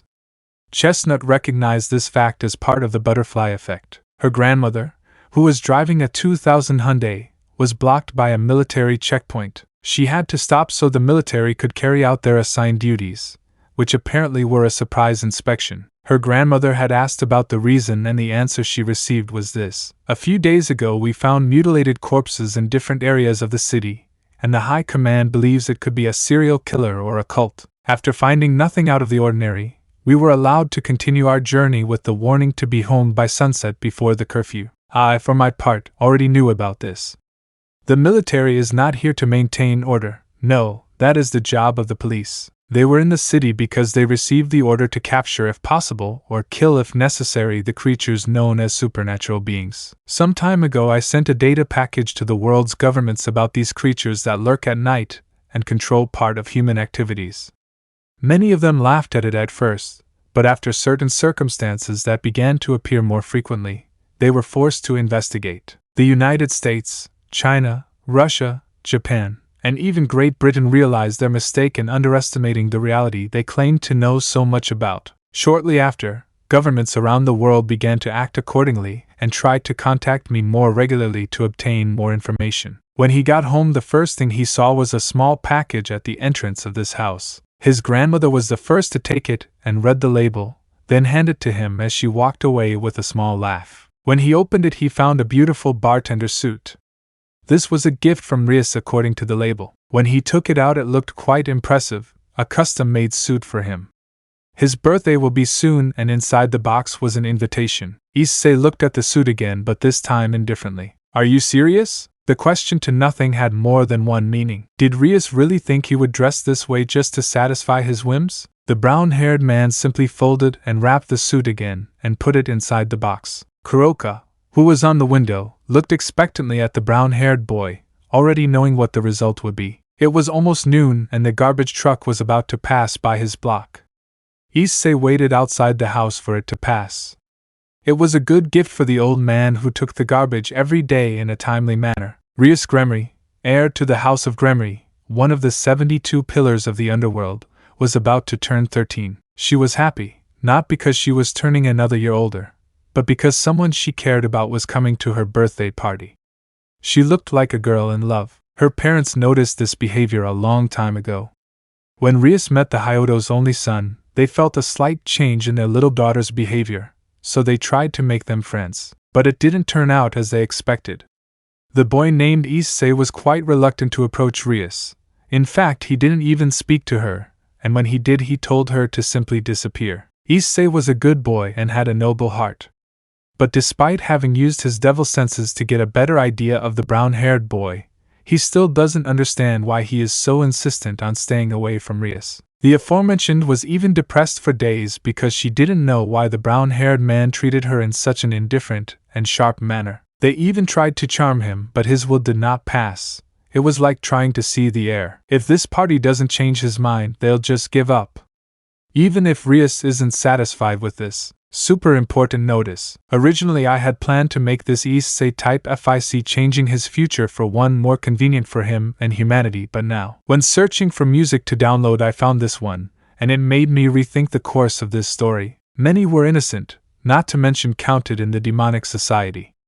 Something the chestnut tree didn't know. Humanity went to war with the biblical faction due to Issei. During his time as a pillar of the factions, he met many people, including the leaders of the human world. Everyone became fond of him, and seeing the video where he was killed left them blank. The chestnut tree's last message to the world was to rise. But now that I hear this, I realized an important detail. The children who admired the Issei dragon. I forgot about them. Forget the people who loved you. The beings who loved you. You know that some of my fics are sad, starting with after Issei Hyodo. I won't make the story super sad, but I will make sure that more than one person cries for what is to come. Issei will continue with his plan without taking into account the consequences that this will bring to the world. Chapter 15. After 10 days had passed since Irina left for Rome, Issei's chestnut now felt completely free. He no longer woke up with abdominal pains or had headaches all day long due to Irina's incessant chatter and her attempts to establish a much closer relationship between them. This day was Saturday, and like any Saturday for a child of Issei's age, it was super important. The chestnut tree was now floating like a duck in a small plastic pool that his parents had bought exclusively for him, and since it had been hot the last few days, they didn't see any problem with the chestnut tree's request. In fact, they were very happy when their son asked for something which was, in fact, something rare in the Issei floated calmly and naturally in the water. His body was in a state of extreme relaxation to the point that he could float without any problem. Inside the house, his grandmother Mickey was chatting with her daughter of the same name, and when she found out what her grandson was doing, she thought he was bored because he didn't have Irina around. Her daughter, seeing the expression on her mother's face, immediately knew what she was thinking and explained things to her, achieving her goal. Mickey was about to offer her mother some dessert when her doorbell rang, and she went to attend to the visit. Upon opening the door, she saw Sirzek Grimary greet her with a smile and dressed in a formal suit. A question formed in Mickey's head. Why was he there? It didn't make sense. A few days ago, her son Issei asked her to send Rias's birthday invitation back along with a letter saying he didn't want to go without explaining his reasons. She was a little sad about this. Rias was an extremely beautiful foreign girl and was developing quite quickly, but her son made it clear on more than one occasion that he did not want to have any more contact with her, to the point that she had to hurt his feelings by rejecting the invitation. But as a mother, it was her duty to support her son at all times, and her determination reached the point that she was willing to sacrifice everything she had to see her only son live happily. And after a brief moment of confusion upon seeing the redhead, he immediately realized the reason for his visit. "Good morning, Mrs. Hyodo. Is your son here?" The door closed abruptly, cutting off Sirzek's words. Grandma Mickey clearly heard the redhead's voice before being cut off by a dull noise. She got up from her seat and saw her daughter muttering a few words. She approached and touched her shoulder to calm her down, and then proceeded to invite Sirzek in. The aforementioned, bewildered by what had happened recently, decided to put it aside and thank the old woman for her hospitality, and proceeded to enter. Once inside, he received some snacks which he gladly accepted, and proceeded to begin with the reason for his visit. "Thank you very much, Mrs. Hyodo. Your cakes were extremely delicious," he said with complete honesty. The aforementioned blushed a little at the praise, and Mickey proceeded to sit next to her mother. "Good. Mr. Sirzek, who brings it to my humble home," said Mickey, feigning interest since she already knew the reason but wanted to confirm it. "Well, the reason for my visit was to ask if the young Issei was there and, if necessary, to start a conversation with him." The grandmother, who listened attentively, answered in place of her daughter. "In fact, this is," called Sirzek's attention. "But what is the reason for wanting to talk to him, if it could be known?" "Mrs. Mickey, I will be sincere and direct. Today is my dear sister Rias's birthday, and for that reason I came looking for her son. But apparently," she said, turning to look behind her, "he is busy." Meanwhile, Issei had already noticed Sirzek's presence, but he didn't care. It was Saturday, and he wanted to relax in the water. Chapter 16. Issei was upset, extremely upset. He was so upset that he was currently in a train car while his surroundings melted. The train, during its short 30-minute journey, had to make approximately 4 stops to abandon the melted cars. The good thing about all this is that magic works wonders, and it didn't take them long to dismantle them and continue on their way. In addition, they gave the chestnut tree 3-gallon buckets of vanilla ice cream with chocolate chips to calm its fury. The bad thing, and another reason why the brown-haired boy is upset, is that Sirzek Lucifer was with him, but he didn't say anything. He simply looked at him carefully as if he was searching for something in his being. "Stop looking at me with those eyes, or I'll tell your mother that you like children and not in a good way." Issei spoke to the Mao to break the tension since it bothered him. "Since when?" asked Sirzek. "Since when what?" said the brown-haired man. "Since when do you have powers?" "I've always had them." "Your question is stupid," Issei declared while eating ice cream, I don't mean that. Since when are you so powerful? Do you know the answer is the same truth? Issei said with disdain. The Mao was already getting tired of this. He tried to intimidate him using part of his aura to scare him. Issei felt Surzek's killing intent and was not immune to it. Instead, he also let out his own, matching the demons. Surzek, on the other hand, was impressed. It was the first time a human had opposed him, of course. That doesn't count the times he's fought strong humans. Meyer Mao Lucifer. The little chestnut's words alerted Surzek. I know who you are and where you come from. Surzek was preparing to respond in case of being attacked. So I don't care what title you have. If you disturb my rest, you have to know very well that your actions will have repercussions. For a moment the demon could swear he saw that he had in front of him a predator staring at him, and not in a friendly way. We are about to enter Grimary territory. The train's kitchen rang and through it the train driver spoke, bringing Surzek out of his stupor. When he looked closely, he could see the brunette happily eating ice cream. That sudden change of environment made the Mao feel sick. He knew at that moment that the brown-haired boy in front of him had a pretty ugly future, and he didn't want to be on his bad side. The train left the endless tunnel and the territories of the Duchy of Grimary could be seen on the horizon. Endless forests. Surzek had planned to sleep the chestnut until he reached his family's country house where the party would be held, but now he was seriously considering his options. He spent so much time thinking that without realizing it he had already reached his destination. On the other hand, Issei, instead of using the butler's tuxedo that Rias sent him, was wearing a suit with simple black pants and a white long-sleeved shirt along with black sneakers. It was simple, but it looked amazing. It was an outfit his mother gave him for just this kind of situation, and the brunette regretted forgetting it because if it weren't for this outfit, he wouldn't have come. Somehow Issei along with Surzek were invaded by kisses and hugs by a couple of women. Although Issei felt like he was in heaven for having his face in a pair of very soft pillows, he had to maintain his composure and not be enchanted by the innate ability of demons to deceive humans with relative ease. The one who hugged him was Venelana Bale, mother of Rias and Surzek. Both were received in the same way, although the Mao did poorly because his wife, who was dressed as a maid, immediately bombarded him with duties and he had to leave without warning. Issei, who was now alone, only prayed to the biblical God, who, excuse the redundancy, is dead, that none of this would get worse. But unfortunately for him, he was pushed by a young lady who, in truth, hoped to maintain minimal contact. Somehow the brown-haired boy found himself in a rather compromising position that reminded him of a certain eki manga whose protagonist was called Rito Yuki. Era how naughty! A black-haired girl of approximately 13 years of age and who could well be considered in the future as a great one Sama was sitting on Issei's chest while he could clearly see her purple panties that curiously had quite provocative lace. Chapter 17. In that silent hallway there were two people in a rather tense situation. A girl who saw the brown-haired boy as if he were a predator who had found the perfect toy to avoid boredom, and a brown-haired boy who cursed his bad luck. I'm taking the one who brought me. As it happened, the drake from the future was awake as well as his present self and both watched the scene with amusement. Issei quickly got up from the floor, thus throwing the black-haired girl who fell without any resistance, and said in a fake tone, Kaya, I'm sorry. While this could have been misinterpreted, the brunette cared little. She was the last person he wanted to see right now. It was enough knowing that he had to endure the rest of the day, having to see Rias and act as if they were some kind of acquaintance. The brunette, on the other hand, noticed that her scream did not disturb the brunette, rather it seemed that he was annoyed. She tried to touch him but the brown-haired man's cold words stopped her. Do not touch me. She stopped and watched as this boy she had just interacted with walked away made her wonder. Who was that boy? On the other side of the property, a young girl, Rias, was about to finish getting ready and rushed to see the brunette she liked.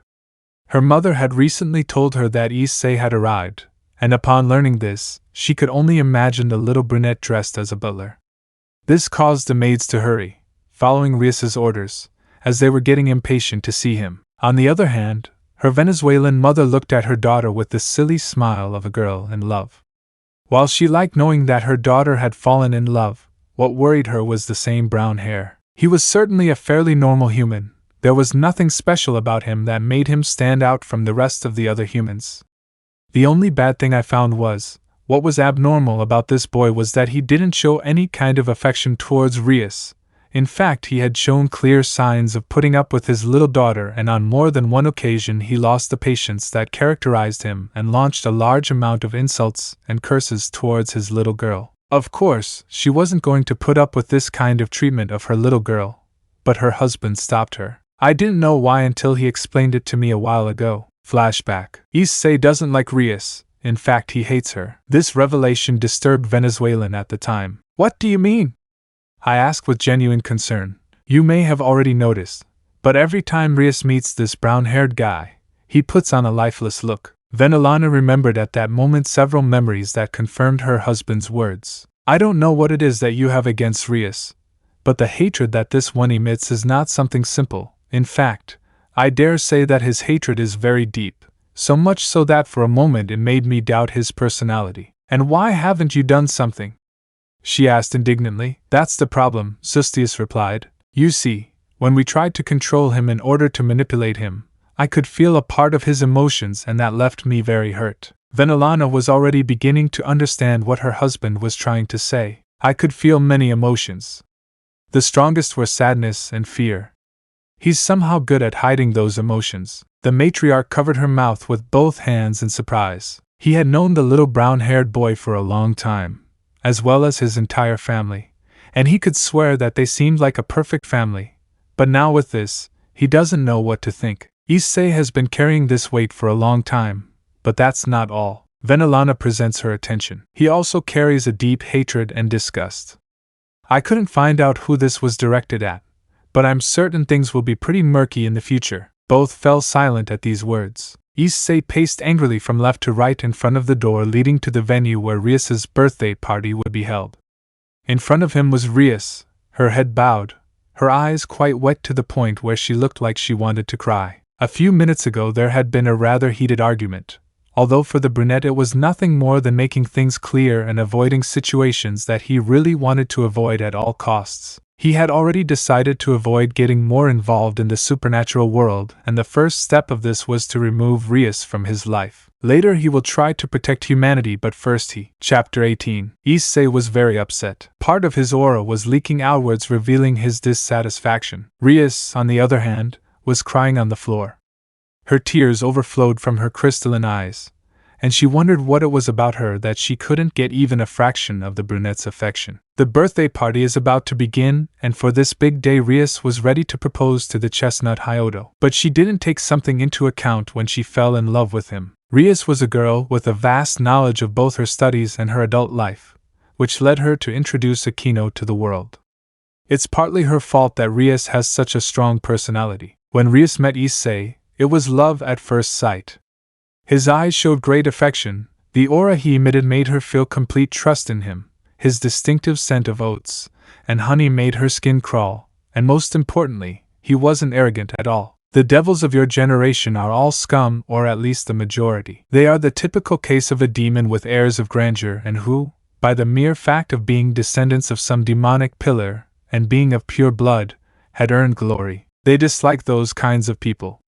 More than one of these people has appeared to ask for her hand in marriage, and all have been humiliatingly defeated by rivals, either in a mock one-on-one battle or in other types of games. But Issei was different. He was the first person who felt he could become the husband, the prince that all the girls dreamed of, so he decided to go after him. The beginning was very rough and bumpy. It could be said that they weren't making any progress in their relationship. I could never honestly say that they were friends, other than to say that they were just acquaintances, and adding to the fact that another girl was after him made it much more difficult for her. But she didn't give up. Her mother always said, if you think you've found love, fight with every part of your being, no matter how much you hurt yourself in the process, because only those who fight can taste glory. Thanks to these words she never gave up. But time passed, their relationship of acquaintances became one of almost zero contact. Her plans to get closer were in vain even when her biggest rival had left her. Issei became more aggressive with her, trying harder. Ignorance turned into insults, but never into humiliation. Their encounters were limited to the point where she was no longer welcome in the house, or even just because of him. Her mother always let her in, even if it was just to wait for someone to come and get her. But she believed she had to give it her all to have even a chance, and that's why she bet everything on that day. Although she felt bad about doing it this way, she had no other choice. She'd run out of ideas. She proposed to the brunette just before the party started and just before entering the venue where the celebration would be held. Many people would be present, of course, behind a door that only prevented them from seeing each other's faces, but still allowed the sounds to be heard. But I didn't imagine that I would receive such a resounding rejection that sounded too cruel for her fragile heart. Behind the doors, the situation was similar to the atmosphere behind the doors that connected the castle to the outside. Everyone was stunned and bewildered. Who was the lucky one who managed to get, or rather steal, the heart of one of the strongest devils of her generation, whose suitors can only dream of her hand, but also wondered who was the unfortunate one who, despite having such a magnificent woman at his feet, rejected her in such a way that it left a lump in their throats. More than one had no idea what to do, but others were not happy about this. Chapter 19. Rias's cousin was a guy with a clear problem when it came to training. It's not that it was difficult for him, or that he didn't demonstrate some insignificant process. The problem is that their training is brutal. His body was toned to the point that he looked like a glorified idol of Julius Caesar, or as the Bible described, a Samson. This devil was invited to Rias's birthday party. Obviously, thanks to his good relationship with Rias, he attended. He was one of the few of his generation who, despite being a disgrace to his house, the Baal, did not inherit its most characteristic trait, the power of destruction.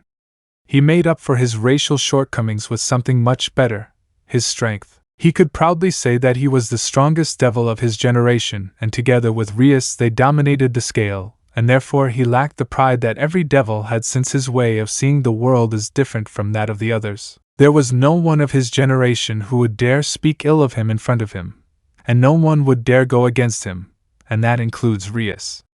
Anyone who dared to hurt his beloved cousin would face him. Sairaorg Baal believed that anyone who dared would be an incredibly stupid imbecile, and therefore he was in shock like the other demons at the birthday party. A rage filled his heart.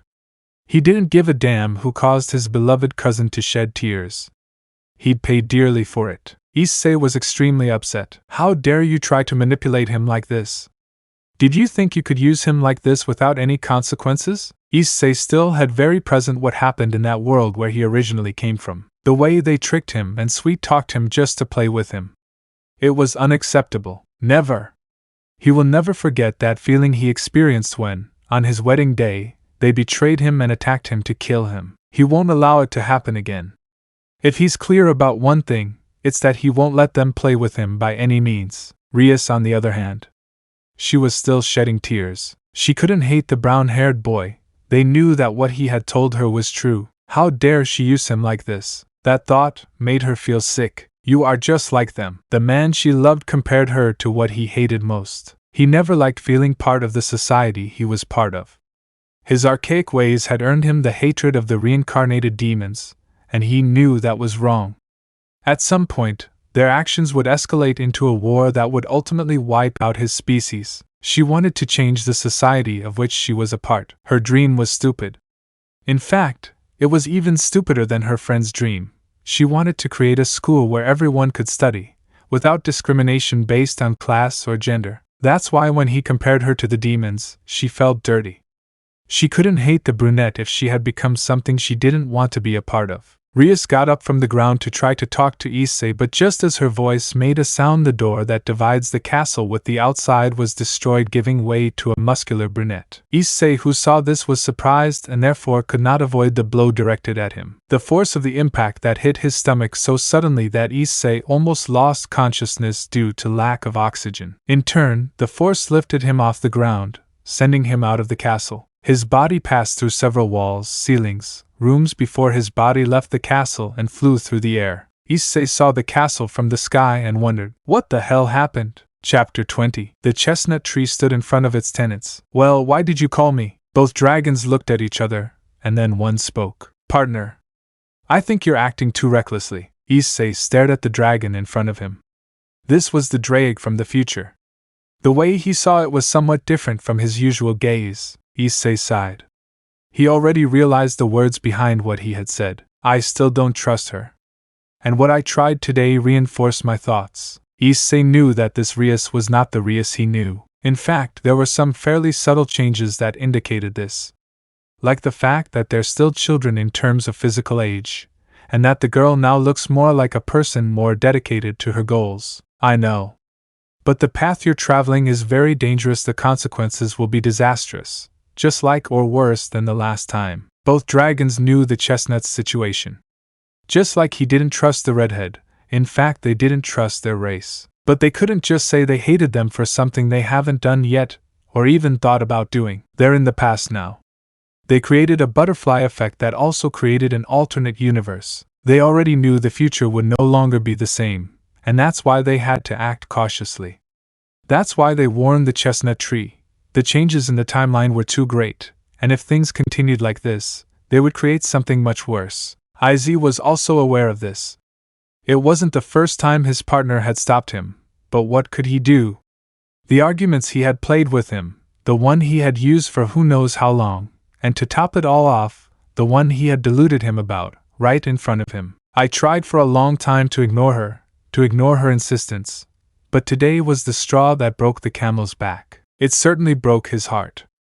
Her cries were real, and the feelings they conveyed were real, but what could he do? She asked for it, although he wanted to say that the truth would sound immature, and he hates that. It reminds him of the life he had while living with his beloved traders. Well, I'll try to be less no and more I don't know. Both dragons attended. By the way, the drake of the present spoke. You will plow with the demon that attacked you, Issei jeered. What else? Show that insect its place. Inside the chestnut tree's mind it was minutes, but outside it was nothing more than a few seconds. Issei was still floating in the sky and immediately saw his target in the castle courtyard. Issei recognized his attacker. It was Sairaorg Bale, a friend from his past life and supposedly his best man. He wasn't a bad guy, but he suffered from the same problem as Surzek, but to a lesser extent. The inertia of gravity made the chestnut tree start to fall. The speed at which he fell was normally fast, something that caught the attention of one of the patriarchs who were invited to the birthday party. The speed of descent was almost the speed of sound, so the impact was very loud. The chestnut quickly emerged from the smoke and debris and said in a defiant tone, Come for my son of a bitch with your face uncovered, you'll need hands to peel it off. Chapter 21. Rias's cousin was angry, and when he found out who the person was who had hurt his beloved cousin, he attacked him, and he flew out of the building. When the brown-haired man was no longer there, Sairaorg tried to comfort Rias, but she slapped him and ran out of the room. The truth is, this came as a surprise to Sairaorg himself. He hadn't expected this action from Rias.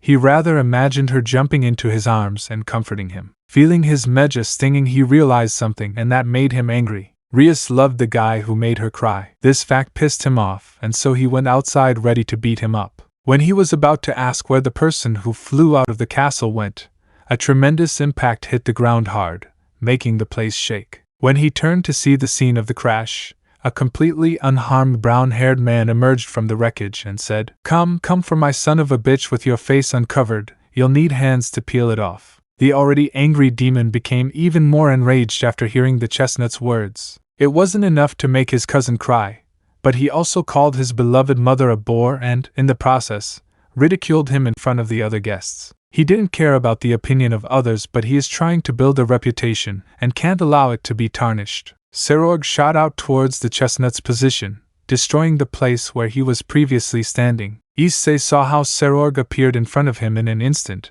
and was about to give him a right hook to the face, so seeing that there was no room to talk, he decided to continue with his original plan. The brown-haired boy simply moved his head to one side, thus avoiding the blow from the demon, and took the opportunity to, in the same way, return the intention. His left fist closed, and he swiftly struck his chest.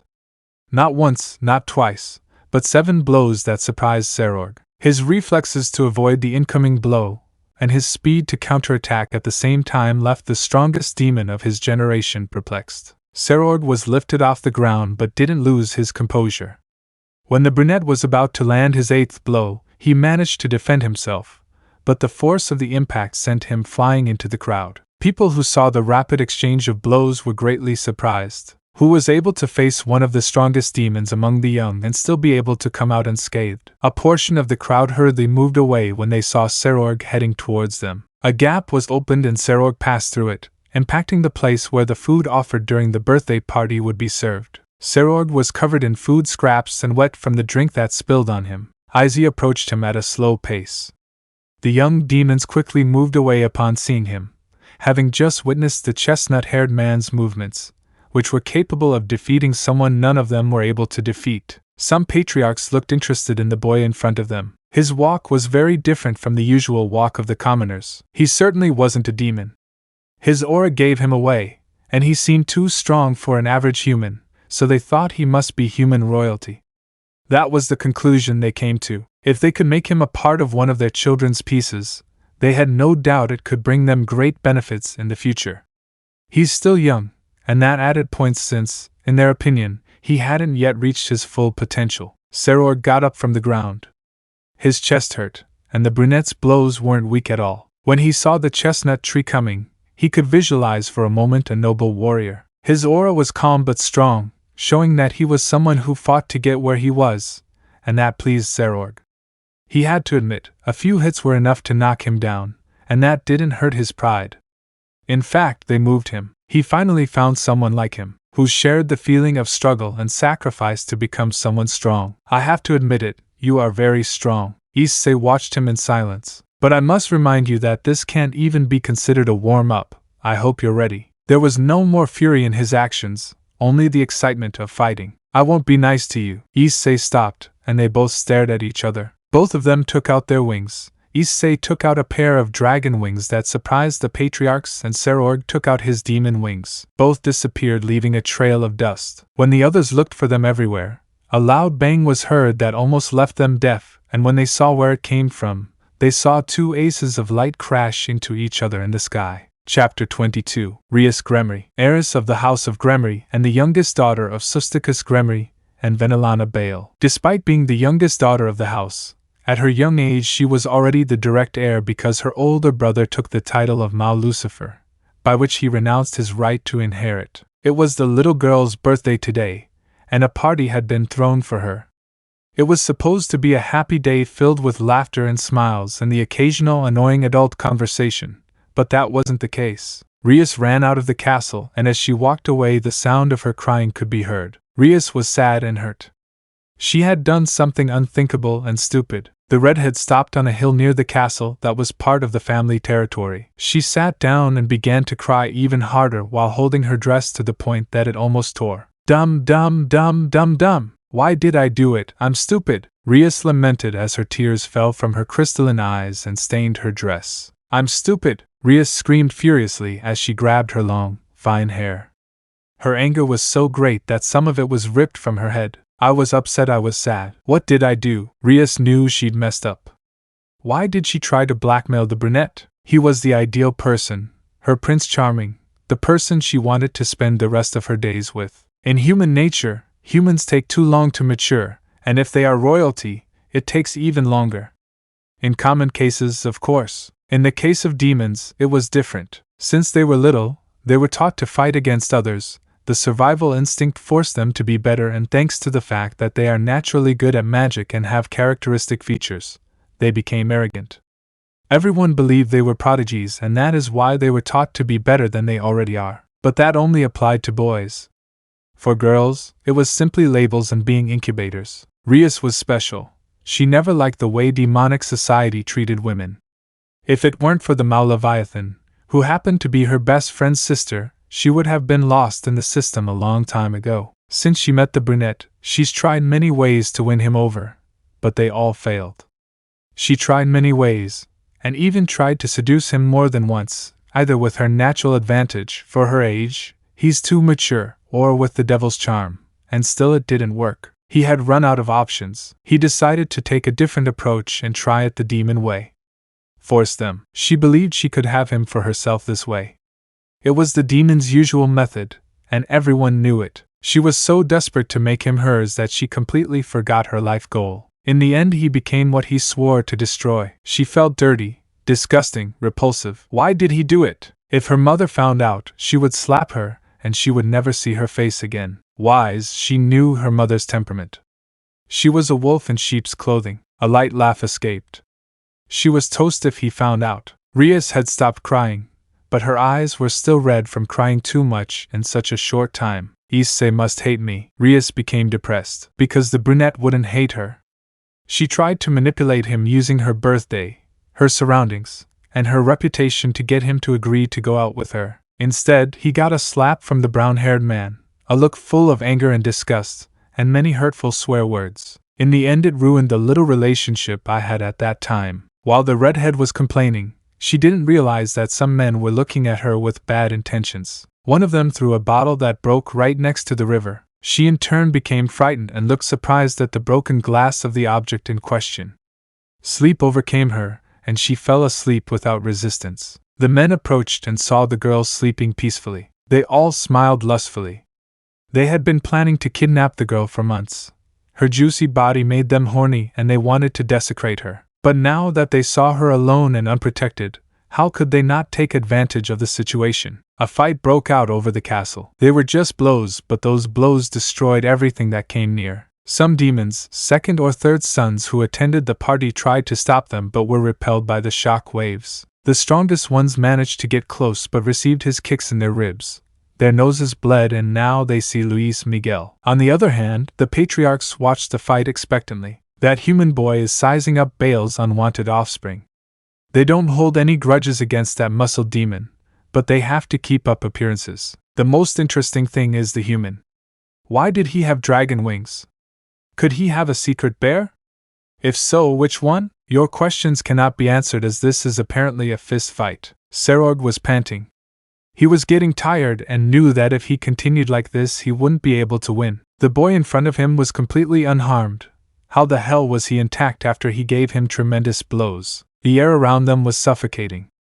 This had disappeared because the shock waves were pushing them away from the place. Sairaorg wasn't wrong in saying that he would lose if he didn't use his secret weapon, but even having such an advantage up his sleeves he was hesitant. The boy in front of him was a human. A very strong human who wasn't tired or seemed to be fighting seriously, and his wings didn't bode well for him. Chapter 23. Rias was confessing. She was wearing a beautiful evening dress that would have people of her generation having a heart attack and falling down in shock from how beautiful she looked. It was a special piece made for the doctor, with her specifications. Also, the brown-haired man could see her. I'm not interested. Simple words that moved mountains and broke the redhead's heart. Rias wanted to cry, but she held back her urge. She still hadn't given up. Okay, if you don't want to go out with me, I'll make your life miserable. Rias looked directly at the brunette. Her eyes reflected her intentions and how willing she was to keep her words. The brown-haired man, however, remained unfazed. In fact, his simple, dull gaze had become cold and lifeless. Try it. What could a spoiled girl do? Without your parents' help, you're nothing. You're just a failure with airs of grandeur. You look like a Mindy. Rias Vasiliou's heart sank. She understood the brunette's reference, and it saddened her. Issei, on the other hand, did not expect Rias to confess to him so quickly, so he chose to push her away, regardless of the movement she made. Rias still didn't give up. When she tried to speak, she stopped. The brunette was moving away from her. If I didn't try to stop him now, I wouldn't be able to do it in the future. I see you still won't give up. Tell me, vermin. Are you a miserable insect that doesn't understand its place? Or do I have to teach you the difference between a seed and a tree? Sairaorg was under the chestnut tree's feet. His head was under the soles of the chestnut tree's shoes, which were almost intact. The fight they had was nothing more than the chestnut-haired boy's words, whose name he now knew was Issei. A simple warm-up. A few minutes ago I was trying my best to beat this guy, but I couldn't even get a scratch. Their fists, as hard as rock, hit the palms that stopped them in their tracks. Every hit Sairaorg gave caused shock waves. Sometimes the blow was so strong that it cut the air or made it disappear around it. He was on the offensive. According to him, he was giving no quarter to the chestnut tree to change its defensive state, and he had to keep it that way since the slightest chance he got loose was lost. He wasn't planning on using his trump card yet. Not until his opponent decided to do it first. Even if he loses, he will know that it was not because he did not use his secret ear but because he was weak. Issei, on the other hand, was disappointed. According to his knowledge, this man in front of him was 15 years old, and the blows he delivered didn't do justice to what he knew. He was weaker than he thought. Issei intended to test this half-demon to know what power scale he should maintain himself on, since the others will surely be watching, and he can't help but think that many invitation letters would appear in his life. In the end, his opponent's base strength was disappointing.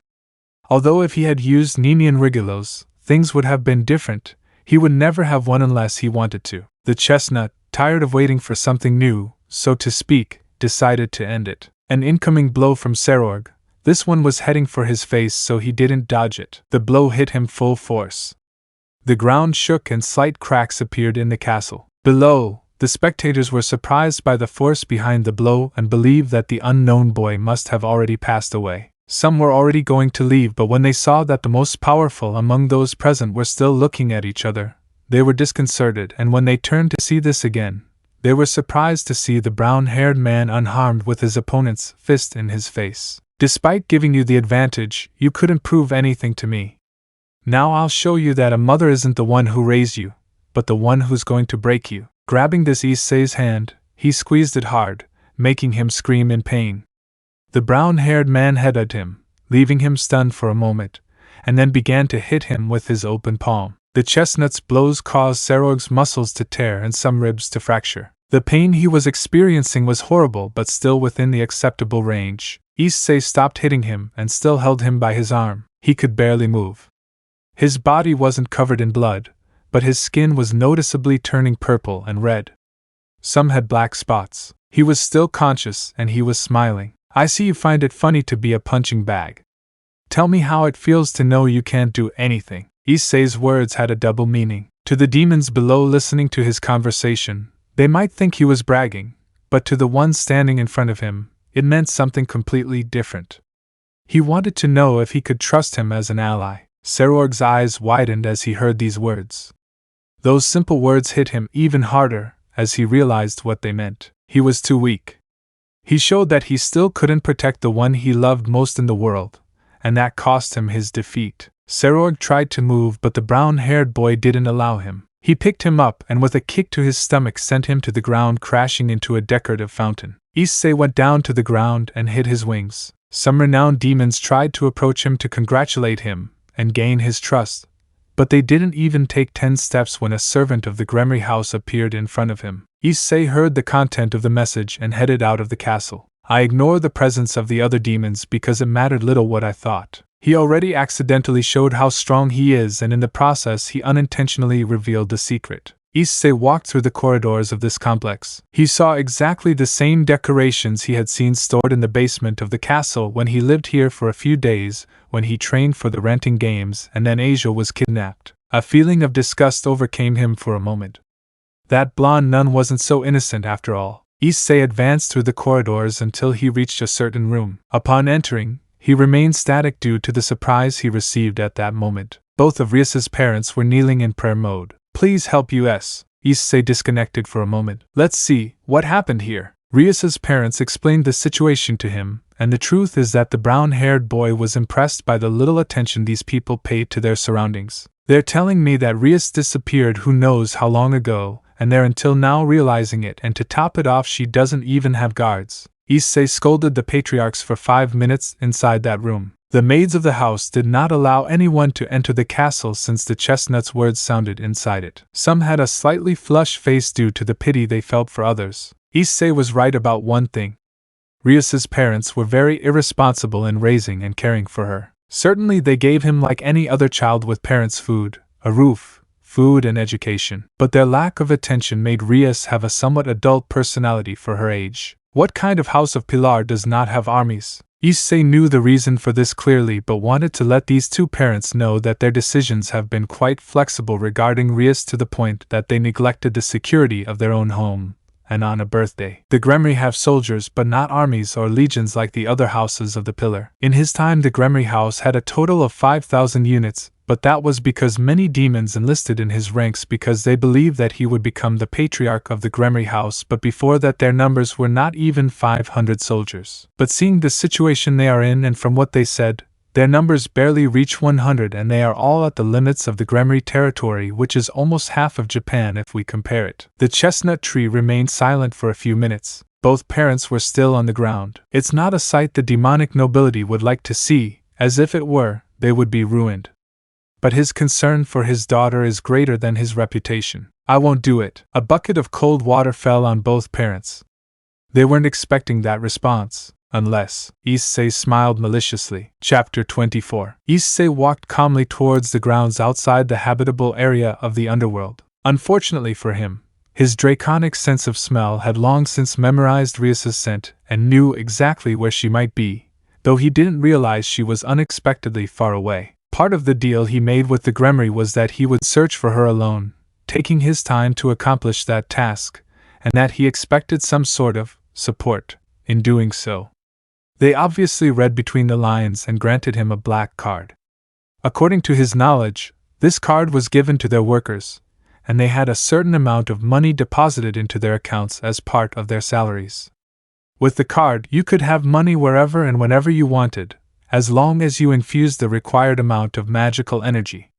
It was quite useful and difficult to counterfeit, as it used a magical system from before the Great Faction War. What they couldn't fulfill 100% was the fact that he would search alone. The Grimary insisted so much that he should have a guard to support him, or someone else to help him. In the end, after their insistence, he agreed, and by the grace of fate and his bad luck, an acquaintance of his was assigned to him. Well, what's your name? Issei was irritated, and seeing his companion's smile irritated him even more. His traveling companion was Aino Himejima and Queen of Rias. Honestly, I was expecting more of a guard or some summoning. Not Aino. Issei continued walking, ignoring Akino's question. This naturally did not take it very well, but did not say anything about it. What is your plan in all this? Issei continued to ignore him. The brunette no longer found the boy's behavior funny, which at first had caused her some curiosity. They both followed the path in silence. Occasionally one or another monster would appear, and Akino was more than delighted to be freed from her boredom, but the brown-haired boy wouldn't allow it, since he would kill all the monsters that came near. A few days passed and Akino no longer saw the brown-haired boy as if he were a human being. In these few days his curiosity was appeased by the hatred he felt towards the chestnut tree. During those days she didn't even speak to him once. Moreover, whenever she could fight to escape boredom, he would finish off the enemies before she could. And that's not the worst of it. The worst was when he forced her to march continuously for days and never allowed her to fly, and the times they did stop to rest were only for a few hours. The meals were horrible, reminding him of those humans who lived in the bare bones of survival, who would go days without eating anything decent other than insects or disgusting fruit. Finally they reached the foot of a mountain.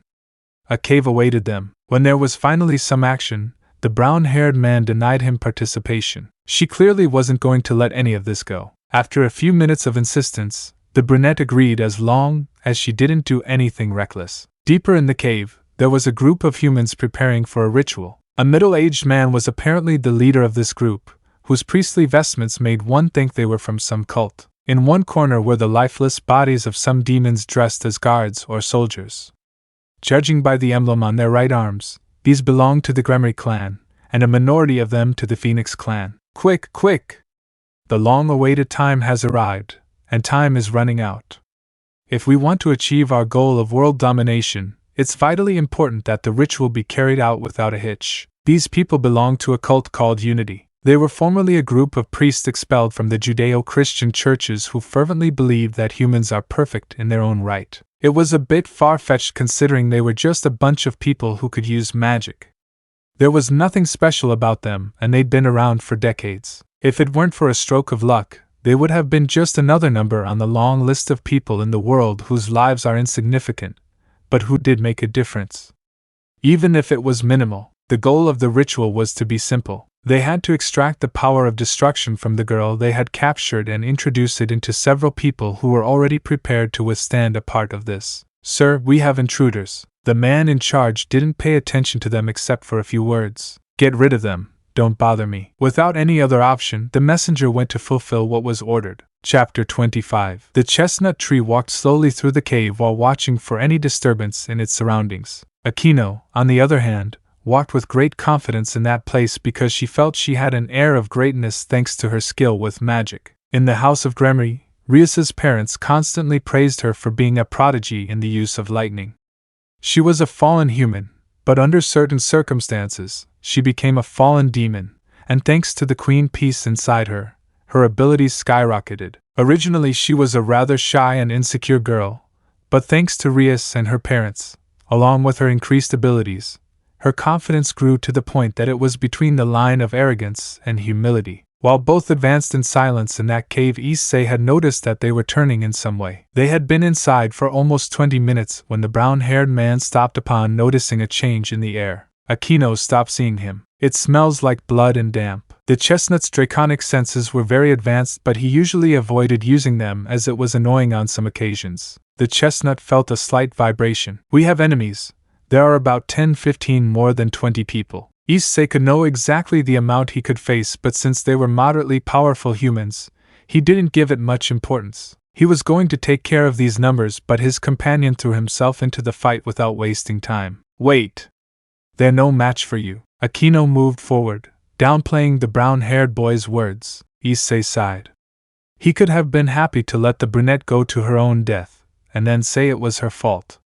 It wasn't his responsibility to take care of her anyway. The chestnut took his time to walk straight ahead. Sooner or later he will meet her, and if she is dead by then, so much the better. Issei advanced silently. He was somewhat curious about the glowing stones that lit up the cave and stopped to inspect it despite the sound of fighting that echoed around the cave. Yes, the stone is definitely made of stone. The brown-haired man nodded to himself. It was only a few minutes of observation and I noticed that the stone was a stone covered in luminescent moss. He collected some of these and kept them to raise some at home.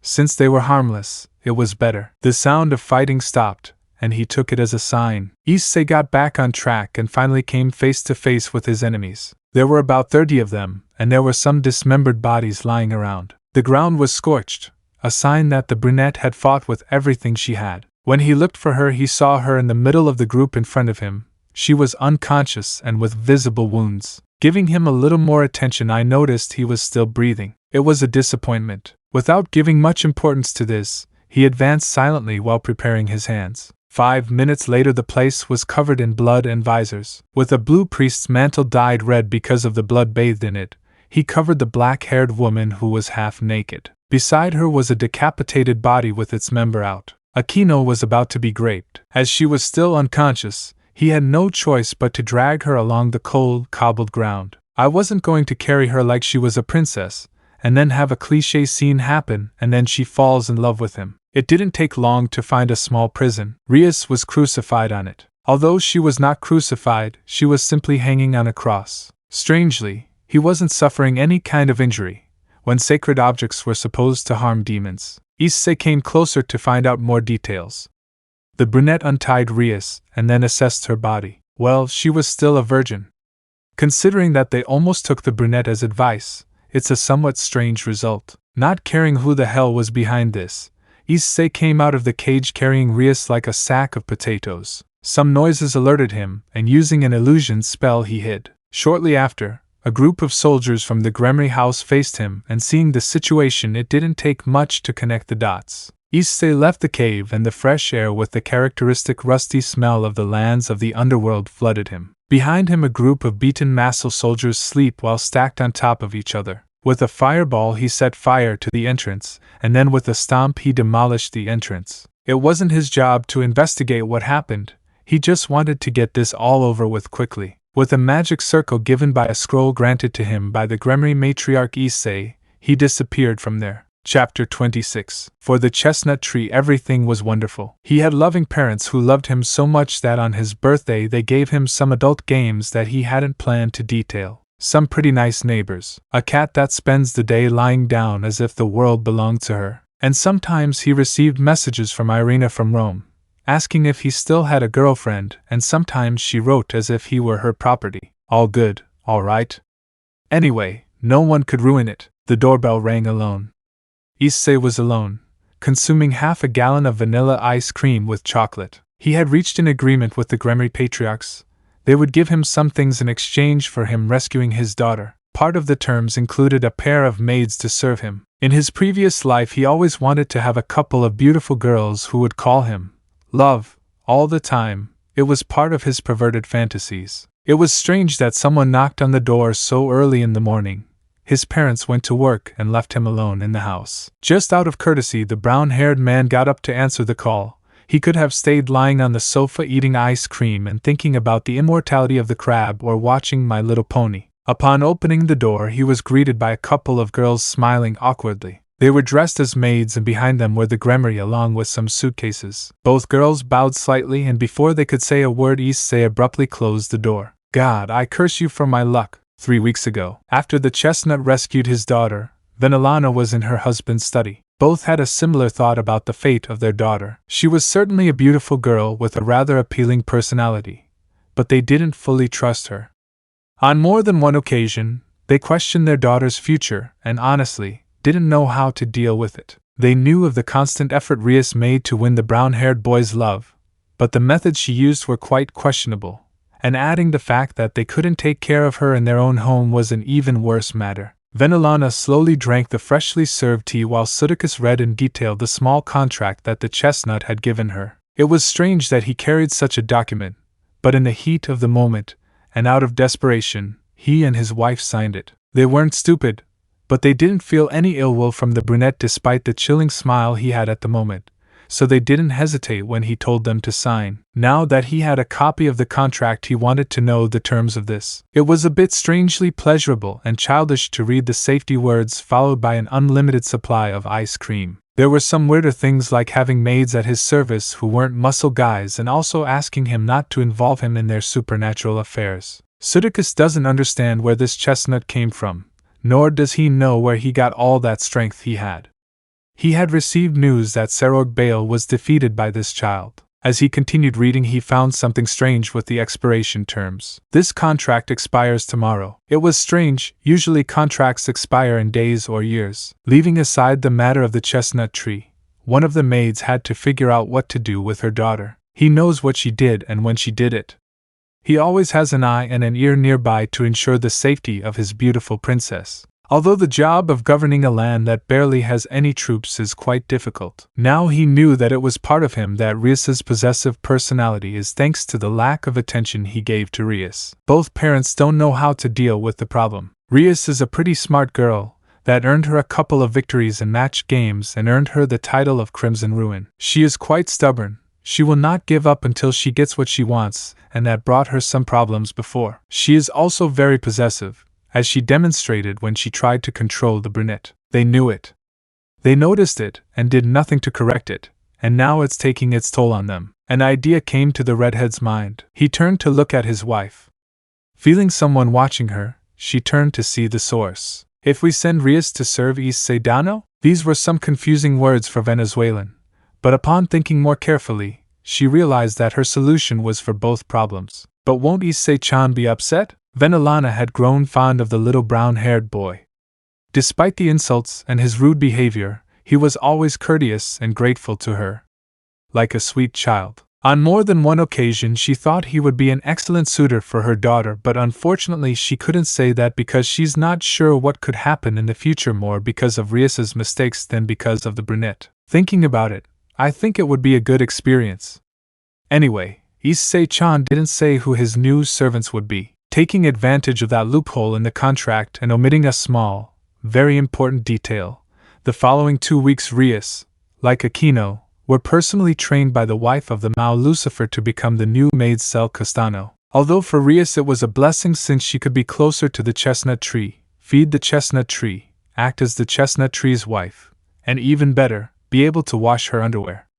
It was all like an opportunity, and she couldn't waste it. Issei was her brave knight in silver armor who faced the bad guys to save her.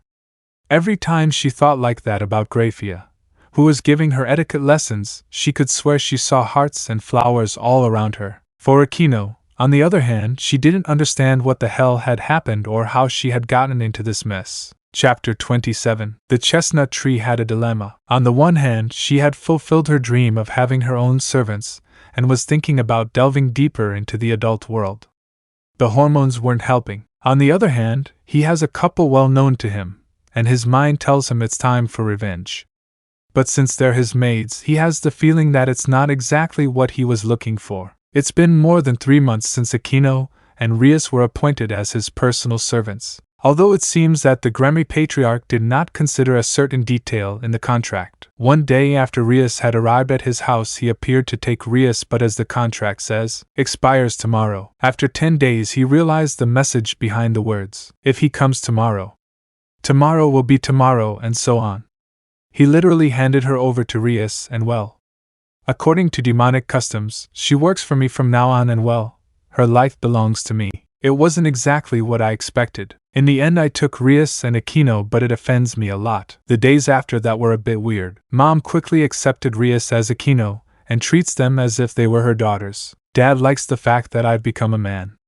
I didn't look into it, but I understand what he means. Now, I have no idea what to do. I was planning to kill them in the future, but the plan went to hell. Drake told me to give them a chance. While I didn't like the idea, the current Drake explained to me that he didn't have to treat them like family. It was okay for me to treat them harshly, and I would have to take it out on them from time to time. At least my anger would subside until I was satisfied in the future. On the other hand, the governments of the world finally realized the problem they are in. Following my advice, powers like the United States, Russia, and China began researching more powerful weapons. They would be at least 10 times more powerful than the Tsar Bomba, the most powerful to date. Modernization and improvement programs were also initiated in the Army's units and installations. A new branch of the exercise was even opened, dedicated 100% to robotics. If your research on magic and some supernatural beings goes smoothly, so to speak, in less than 10 years you will be able to create defenses against magic and against them. It was good news to hear that. Demons, like the fallen, and angels, must be exterminated. They are one of the main problems of the world and responsible for some atrocities in the history of humanity. The good thing about all this is that at least they're not stupid. They're trying to keep this from getting out to the public, and it's better to keep it that way.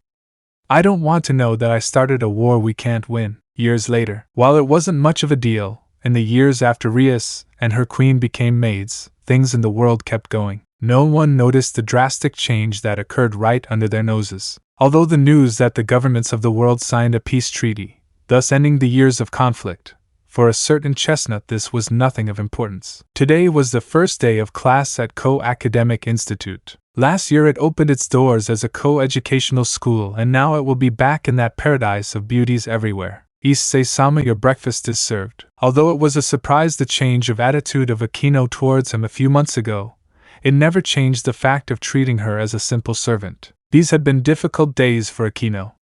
After a certain incident a few months ago, her rude attitude toward the brunette changed, although the latter treated her more coldly than before. Issei walked past her without greeting her, completely ignoring her. Aquino sighed. New day, same problem. Chapter 28. The chestnut walked calmly while being accompanied by 2 great beauties who followed him from behind. Some passers-by cursed him silently but disappeared from the place when they felt somehow that they were in imminent danger. The brown-haired boy didn't care, although one would occasionally release some killing intent and the other would release an innocent smile. That made more than one person feel chills. The duo arrived at the academy. Rias tried to take the brunette's arm but was prevented by a group of girls who were fanatical about her. He could only watch as the brunette's back walked away. In his heart he cursed his luck and the girls who appeared. Issei entered the academy, sometimes receiving a greeting from the teachers. When he arrived at his classroom, the first thing he saw was a group of girls tying up his 2 old friends. What happened? Haika Kiryu, a friend from the class, stood next to him and explained the situation. They just don't get tired of doing the same thing. His friends didn't respond, they were knocked out. The school bell rang and so began the school hours. Elsewhere, Rias was sitting in the student council room. She was hugging a stuffed animal in the shape of a chestnut tree. So, your plan didn't work? Rias let out a sigh. You know you should give up. It's a losing battle. Never. Sorry. But I can't give up.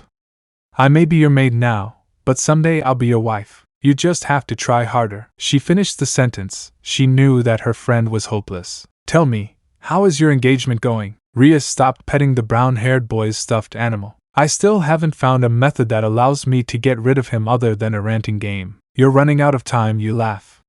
You must increase your pieces if you want to have a chance. Rias knew Sona was right. Riser Phoenix is the second son of the Phoenix family, and is her fiancé. Despite her skills, which earned her the nickname Princess of Crimson Ruin. She has no experience in organized group fights. She can emerge victorious alone or with the help of her queen, but the main problem is that her opponent is a Pohenix, a pillar demon with an incredible regenerative factor. Breaking his will is not feasible because, unlike his older brother, he has much greater mental strength. Furthermore, the rules of the game specify that the king cannot move until he has lost most of his pieces, and that will not be possible because her fiancé's pieces are strong on their own, in addition to being complete and having more experience than her. Rias sighed again. I'll see what I can do. While they were talking, they didn't notice a small centipede lying on one of the curtains in the room. This was a relative of a certain chestnut who was in class and listened to the conversation. So Rias is engaged. Issei knew he was around that time. But since Rias was always with him in the house, he couldn't place himself exactly in the time he remembered. Likewise, he also knew that his participation in this event was important, and was also a turning point in his life since it was here where he lost, sacrificed an arm and gained the trust of the Gremory. I'll cross the bridge once I get to it. Chapter 29. Regular classes ended. Issei could go home if he wanted, or he could join a club, although the brunette wasn't part of any. Many students can say through rumors that he was a bastard who had the opportunity to share a room alone with the two most beautiful girls in the academy. Although this was a rumor and was not true, women fervently believe that it is so. Sometimes they would follow him around with a camera in hand.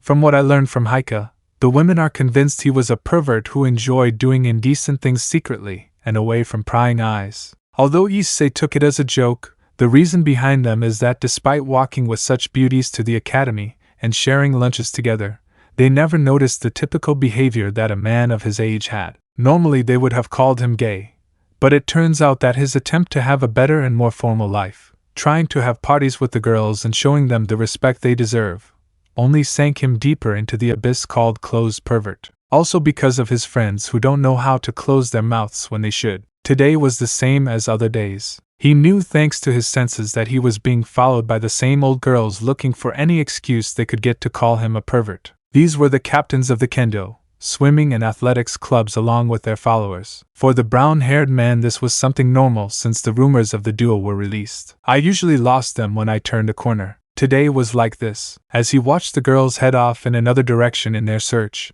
Issei took the long way to go towards the occult club to look for something to eat. As he had a small habit of eating something in the afternoon, Rias soon realized this and prepared a kitchen for him in the same club along with shelves full of food, whether fresh or canned. If he didn't take care of how efficient Rias could be, there's no doubt he'd gain some weight. While the chestnut was heading to the club, just as he arrived through the soccer field that is located behind the tennis court, he met Kiba Yuto. Seeing him, he smiled a little and, as he passed by him, he intentionally pushed him and continued on his way. For the chestnut tree it was supposed to keep its distance as much as possible from the pieces of the Rias. In this version, unlike the ones he experienced, Rias knew his characters in a similar way to the one he knows himself. The difference lies in the fact that he was directly involved, for better or worse. When Issei rescued Kiba from his misery, he originally didn't care. He'd been through a lot of trouble that day and was angry. His feelings were reflected in the way he treated Rias at that moment, as well as the situation. Since that day Kiba hates him, and he has given him reasons to hate him even more. As Kiba advanced, an orange barrier covered the area and without warning, Kiba received a powerful blow that, in addition to knocking the wind and some blood out of him, slammed him directly into the ground. Without giving him time, he was taken by the neck and then lifted up. Learn to respect your elders. Issei dropped him to the ground and then kicked him to leave him on the ground. The barrier disappeared and Issei retreated. He didn't mind having a good relationship with that effeminate man. As long as he didn't get in his way again, he'd leave him alone. But if he didn't understand the easy way, there was always the option of using him as food. The chestnut tree arrived at the old building. Honestly, this place looked like an abandoned dump. He'll have to tell Rias or Aquino to do something to keep this place from collapsing. To avoid having any accidents, the chestnut used a small leaflet with the symbol of the Gremory house to teleport inside the building. Upon arrival, he was greeted by a slightly dark place. The room lacked natural light, as it passed through the curtains, giving the place a somewhat dark tone. The living room was a bigger place because it now has a kitchen area, but everything else is the same. although to his surprise, in front of him on the largest sofa was a little girl sleeping in a ball. She had short white hair, and some features that made her look definitely not human. With a pair of cat tails and ears, this girl was Kaneko Tuyo, the younger sister of the lazy cat she has as a pet. Since he looked so adorable, all he did was pet his head and scratch behind his ear. Her reaction was not expected. Kaneko, being a type of feline yokai, has some things that make her quite similar to common cats. She began to purr louder. Issei, satisfied with that, left her and headed to the fridge. Upon opening it, he found it empty along with a note. Sorry Issei-sama, but the supplies will arrive on Sunday. He really wanted to eat ice cream. Swearing inside his mind, he made sure to remember to send a complaint to the Gremory. Issei left the club and headed for the exit. As he headed home, he felt a strange sense of déjà vu. The road I was traveling was exactly the same. I was moving at the same speed, and the orange sky was the same as always. But something made him feel like he'd been through this before. Upon reaching a bridge, a girl dressed in the uniform of another school was standing in the middle of the bridge. Issei felt more confused as he approached. As he passed by without even turning to look at her, he felt a great relief for some strange reason. Excuse me, the girl stopped him. When he turned to look at her, the brunette felt a headache when he remembered what made him feel strange. Are you Iseei Hyodo from Ko Academy? Oh shit. Excuse me, I've seen you pass by this bridge often and I don't know, but the chestnut tree cursed its fortune, the biblical god and the unfortunate people who slept inside it. I like it a lot. Could we go out? Chapter 30. For the chestnut tree, this was supposed to be a normal day, but his encounter with Reincarnation brought a bad taste in his mouth. Oh, you flatter me, but I don't think I'm the right man for you. However, this was an excellent opportunity to have spies inside Gregory. Not at all. I'd been watching you for a long time. He knew Reincarnation was lying. Years of dealing with politics and studying gave him a knack for knowing when he was being lied to. He didn't spend his childhood playing like typical children his age. He took advantage of every opportunity to learn something new, and he sees that it's finally paying off. Likewise, she also knows that Reincarnation feels uncomfortable and somewhat sad. He always wondered if she really wanted to hurt him. That time when he saw her pleading for her life, she'd said hurtful things, but her eyes said otherwise. He never knew if she really felt that way about him, or if it was all a sham to protect him. Unfortunately, she died before she could find out. I'm very happy to know that I have an admiring secretary, but I don't think I can go out with someone whose name I don't know yet. The girl blushed at the lack of tact. She had done this many times, and this was the first time she had made such a mistake. Excuse me? Let me introduce myself. My name is Aino and Yuma. I'm 15 years old, and I'm from Ko. I'd also like you to give me a chance. Issei thought for a moment. Unlike those he once thought would be his wives and friends in the supernatural world, he never felt any real remorse towards the fall. He certainly acquired a trauma that he still carries, but he no longer felt the same weight as before. Issei, you should give him a chance.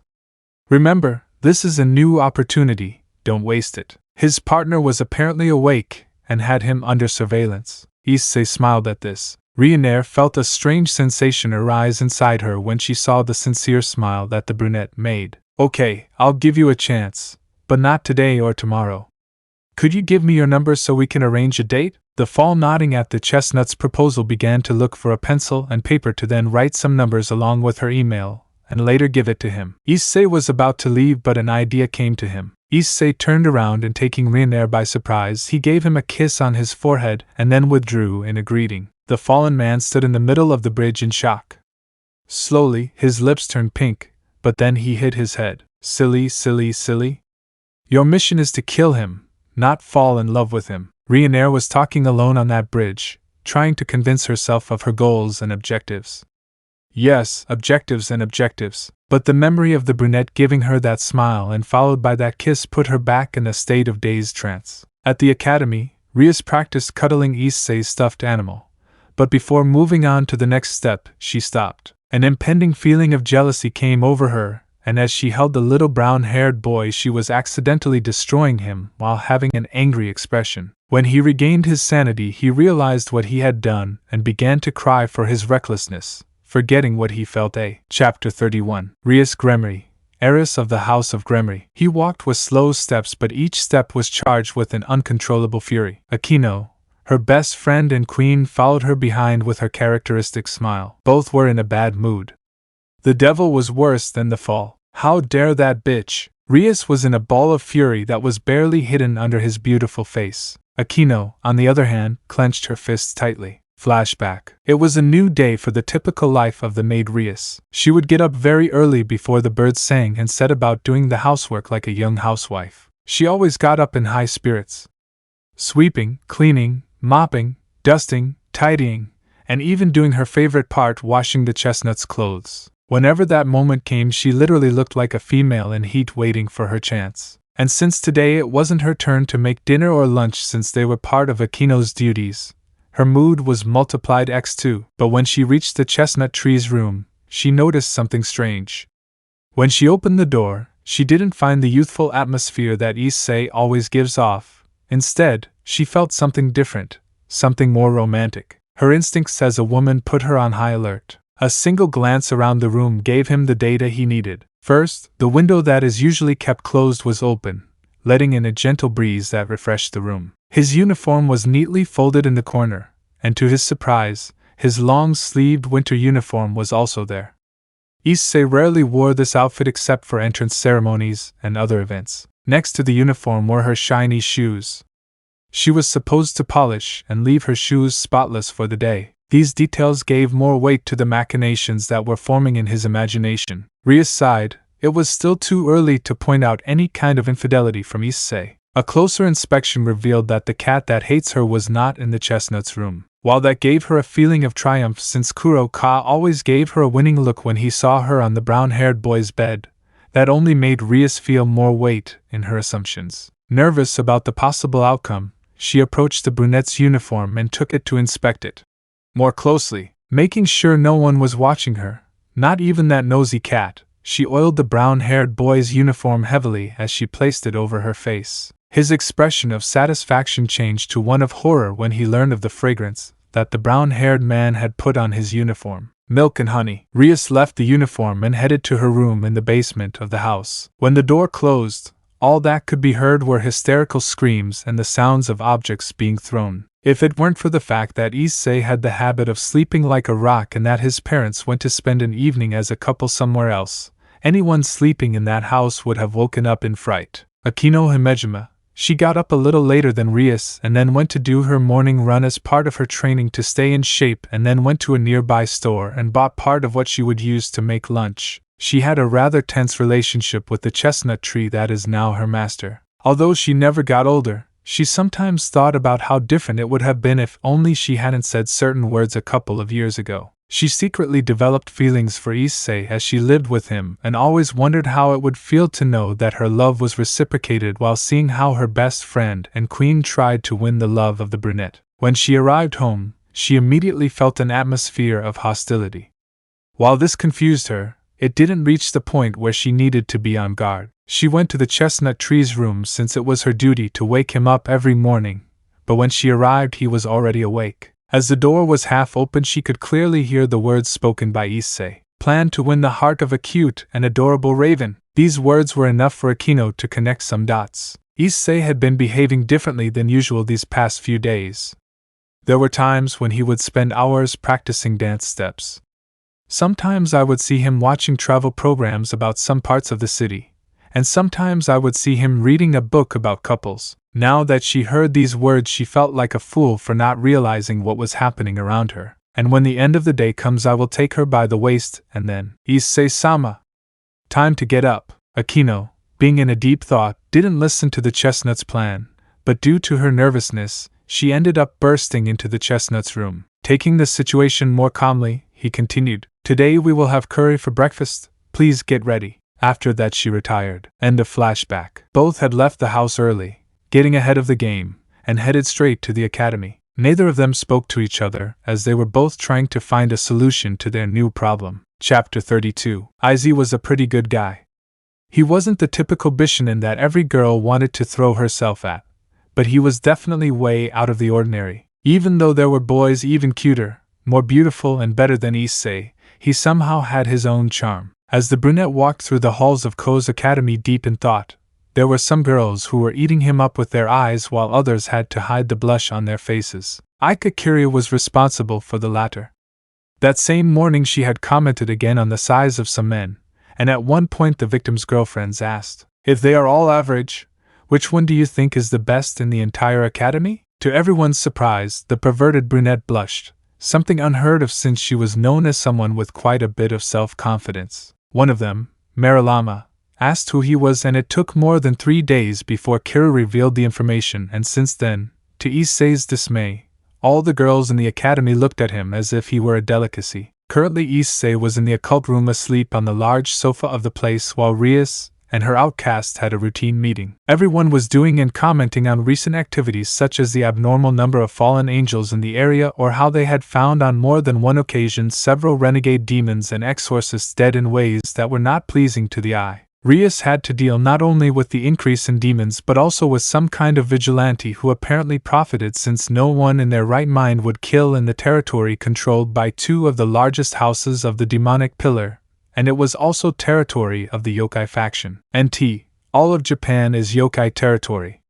There's a non-aggression treaty between demons and yokai, but after the elimination of the Nekashu race, the demons became enemies of the yokai, and only the Gremory and Citri have a better relationship and therefore possess some territory as proof of the good relationship. Once the meeting ended, Issei woke up and for a change, Rias was standing in front of him, just a few inches from his lips. "What do you think you're doing?" Rias jumped in surprise and hid behind the sofa. "Nothing, Issei-sama, I was just scared of an insect." The brown-haired man looked at her suspiciously but decided to leave it there. Instead, Rias could only curse her luck for having missed an opportunity with Issei, although she was grateful that she had enough time to take several photographs of the sleeping brown-haired man. Akino returned shortly after, serving some snacks and tea. Seeing the brunette calmly reading a newspaper, the brunette longed to be the center of his attention, but that was only a dream, so she sighed heavily. Both Rias and Akino accompanied the brunette back home, and once they arrived, Issei immediately headed to his room once he had finished dinner. Rias's gaze was downcast as this was another day of failure. Nothing she was doing was showing any results. Akino got up from the table after the chestnut, carrying the dirty dishes to the kitchen. "By the way, thanks for dinner." Issei had stopped once he reached the stairs leading to the second floor and let out a few words of thanks. Thanks to that, the depressed mood that was beginning to surround the redhead abruptly changed to one of happiness. It was the first time since she served the brunette that she thanked him for his meals. That was Rias's first achievement in several years. Although her joy was not transmitted to Akino's black-haired girl, either was Issei, since he had forgotten who had cooked. Issei was so deep in thought all day about the appointment he would have on Sunday that he ignored everything around him and his body responded to the daily interactions mechanically, almost by instinct. Rias started with the nightly chores before heading to her room and screaming like a lovesick schoolgirl, all under the watchful and annoyed gaze of Akino. Chapter 33. The great day had arrived. It was a perfect day for a Sunday, and for a couple of girls this day only meant one thing: find out who Issei's date was. Rias was dying of jealousy, and you could tell by all the aura she was releasing, although moments later she used magic to repair the damage caused by the power of destruction released. Akino, on the other hand, was a little more subtle about this. The annoyance was still visible on her face, as she wondered who the bitch was who had caught the brunette's attention. When breakfast time arrived, Issei left his room and headed towards the dining room, where he was greeted with pleasure and joy, although to his surprise this time there was something else. Both Rias and Akino were bleeding from their noses, and the brunette wondered what was happening, although he did not investigate the matter further. Once it was confirmed that the chestnut had left, they both saw each other for a moment, and then attended. The maid uniform of both girls was removed in a single movement, and underneath they were already dressed ready to go out, but to make sure that this time they were not discovered they asked for something else that would help them. A few minutes later Grafia arrived, and when she saw the girls ready she just sighed. She cast several anti-detection spells, spying, presence, smells, sounds, auras and more, and once she finished, both Rias and Akino left the house, leaving the maid a little perplexed by the speed of these. A smile appeared on his face as he imagined all the disasters that would occur today, so he decided to return to the underworld and look for his mother-in-law. The demons appeared in Cope Park, in an area far from all humans. They headed to a small crêpe shop and ordered while keeping an eye on the brown-haired man who had arrived moments before. They knew which would be the best places or meeting points in the whole city since they had fantasized more than once about being in this situation. Once it was 9 a.m. a black-haired girl approached the brown-haired man. He was dressed in simple clothes but they attenuated his own curves. Lilac blouse with a black skirt that reaches about 3 centimeters before the knee. Black hair and brown eyes. A figure that, while not comparable to their own, both Rias and Aquino felt very offended since they were far better than that starving woman. They spent the next few hours in a movie theater, then headed to the playground where Issei and the long-suffering girl became the new best dancers on the dance floor. At noon they both went to lunch. Rias had broken almost half a dozen glass cups out of fury at seeing how the brown-haired man paid so much attention to things as insignificant as a damned fly on the table. After being expelled from the restaurant, it was Aquino's turn to continue surveillance. But instead of standing by and watching Issei try to flirt with the damn bitch, she was a little more subtle in showing her resentment. Using her charm as a woman, she sent several waiters to cause some accidents. But after the second attempt she gave up because, despite the fact that the boar was covered in some substances and had a bad time due to the looks and comments, Issei took charge of improving the situation. As they left the restaurant the duo started walking slowly and arrived at a bus station that took them directly to a theme park an hour away. Aquino started chasing him as he flew and was soon joined by Rias. Upon arriving at the park, they both saw how the prostitute was becoming more aggressive with her methods, and this greatly annoyed Rias. Especially seeing how Issei was reacting to her provocations was a severe blow to the girl's pride. Determined to turn the situation for the worse, they decided it was time to act, and for the next 2 hours they made sure the date ended badly.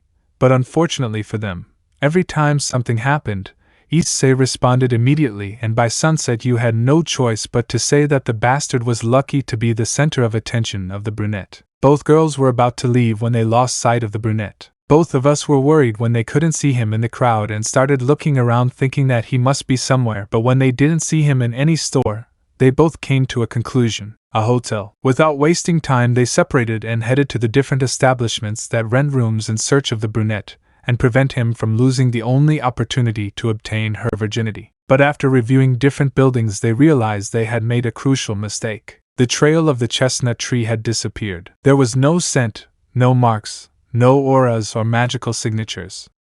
Nothing. The girls panicked when they realized that Issei had been kidnapped, and the only option behind it was to come to the only logical conclusion. They were the fallen angels. They were the only ones of the biblical faction who could blend in among humans and go unnoticed. With that in mind they concluded that that boar was a fallen angel. Chapter 34. Issei walked calmly while being hugged from the side by a pretty black-haired girl with an enviable figure in the eyes of women. Both walked slowly and silently down a street that slowly became a desolate place, and after passing a corner Issei felt it. A barrier was immediately erected and the people surrounding them vastly changed course and moved away. All this happened in silence, something that said that the girl at his side was quite competent in the use of neighborhoods since it was in itself a very difficult skill to learn, in addition to the fact that the power of these was at quite competent levels. As they both walked towards a fountain, Issei was stopped by the black-haired girl who had stood in front of him. Issei-kun, thank you so much for granting me this date.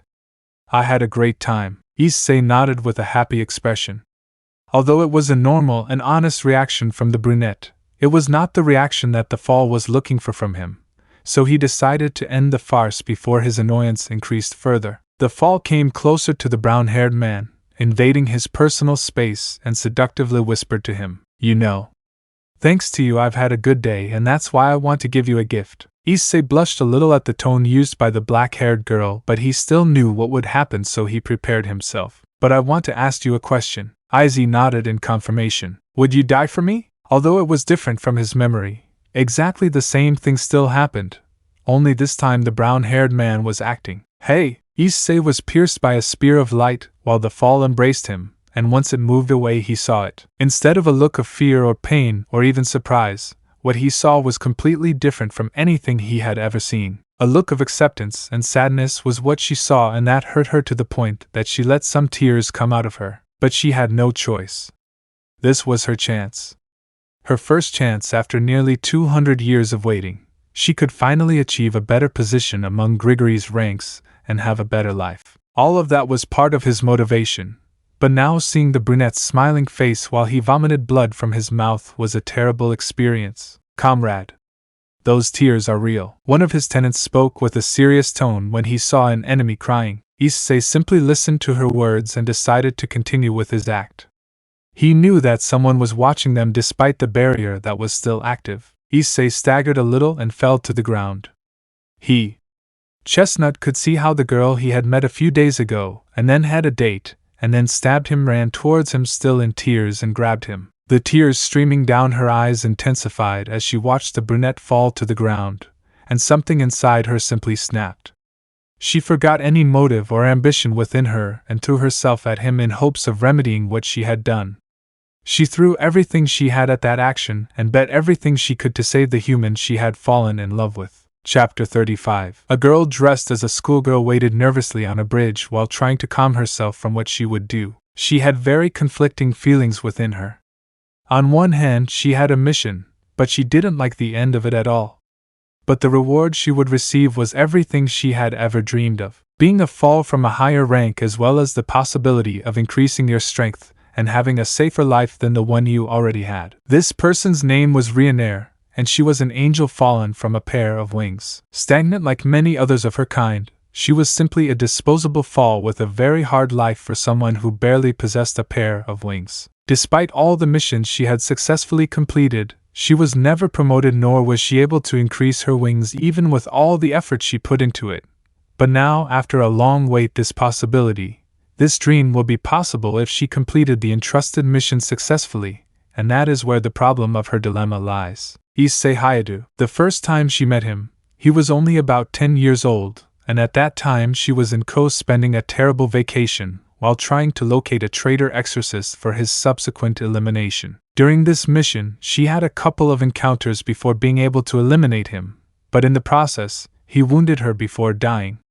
It was there that this chestnut-colored man appeared, accompanied by a black cat. It was thanks to him that she was somehow able to heal from the negative effects on her body. The little chestnut tree that had looked after her for 2 weeks was really good at it, as he had taken her to an abandoned warehouse and always visited her to find out how she was. During this period of time he had somehow caught her attention, and even though she was rude and on more than one occasion she thought about killing him, in the end her interest in this child was greater. But like every story at the end, when he felt better, he decided to give up and return. Although it was terrible not to have said goodbye, he believed it was better not to have any contact with him again. Although in the end she felt alone again. After 2 years she saw him again, but this time he was alone and heading home. There were several encounters over the years with this boy.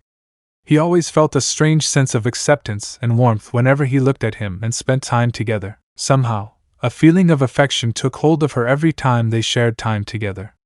The fun she had was the best experience she'd ever had, and it was the most anticipated moment as she waited for her encounter with the brunette boy. But in the end, she was discovered. One day she was called by one of her superiors who warned her to end any relationship with the chestnut tree. Their secret encounters with the human child were not often well regarded in fallen society, even though many of them had married the same. She tried to argue with that fact, but in the end she gave up, since neither the human nor she had the strength to support their own lives, and this could turn against her. Without any other option, she cut ties with the brunette, but over time she was not able to understand the feelings she had towards him. But even so, she decided that it was best for both of them to forget what had happened. One day she was called by one of the leaders of her organization. He had entrusted her with a fairly easy mission. He had to eliminate a guy in Ko, and the reward for it was more than he could have hoped for, and he accepted immediately, but after receiving the details his heart skipped a beat. She knew the target, and the pain of what she would do made her think of all those good experiences with the chestnut. He had to think of many reasons to refuse, but the benefits of his death were greater, and it was what he dreamed of. The day of the appointment arrived. It was wonderful. All the places SDI visited, as well as all the places they'd been together, had amazed her, and she seriously considered abandoning the mission and organizing some kind of escape. The emotions experienced with the little chestnut named Iseei Hyodo were experiences that she had enjoyed a lot, but even with everything she had done she was not able to make the decision that she believed was right. When Issei left to go to the bathroom she was visited. It was her boss. He'd been watching her from a distance, wondering if she was up for the mission. The hostility in her voice told him everything he wanted to know, and fear made sure to hammer the final nail into the coffin. In her fear, she assured the death of the chestnut, and to verify his real death, she asked her boss, a sick-looking cadre, to witness it. She was determined to fulfill her dreams, and to do so she had to kill the chestnut tree. Once she stabbed him with her spear, destroying his internal organs in the process. She thought it was all over, but when she saw his expression, her world came crashing down.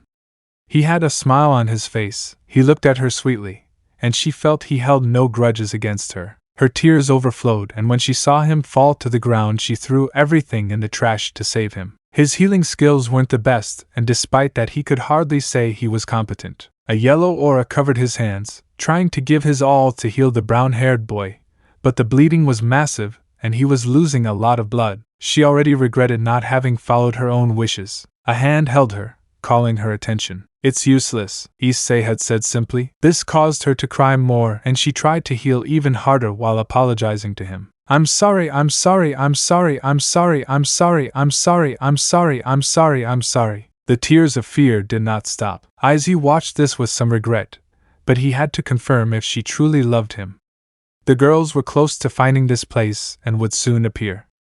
He had to confirm the last doubt he had in his heart. Issei took the glowing hands of the fallen one, drawing her attention. "Seal-chan, don't worry, I don't blame you." The surprise in Riener's eyes was surprising. "You knew it," Issei nodded. "I always knew it." Riener couldn't stand it anymore, and hugged the chestnut's bloody body. "Sorry, sorry, sorry, sorry, sorry, sorry, sorry, sorry, sorry, sorry, sorry." Seal was the name she used when she met Issei, and now that she knew he remembered her despite all this time, he destroyed her. "Don't worry.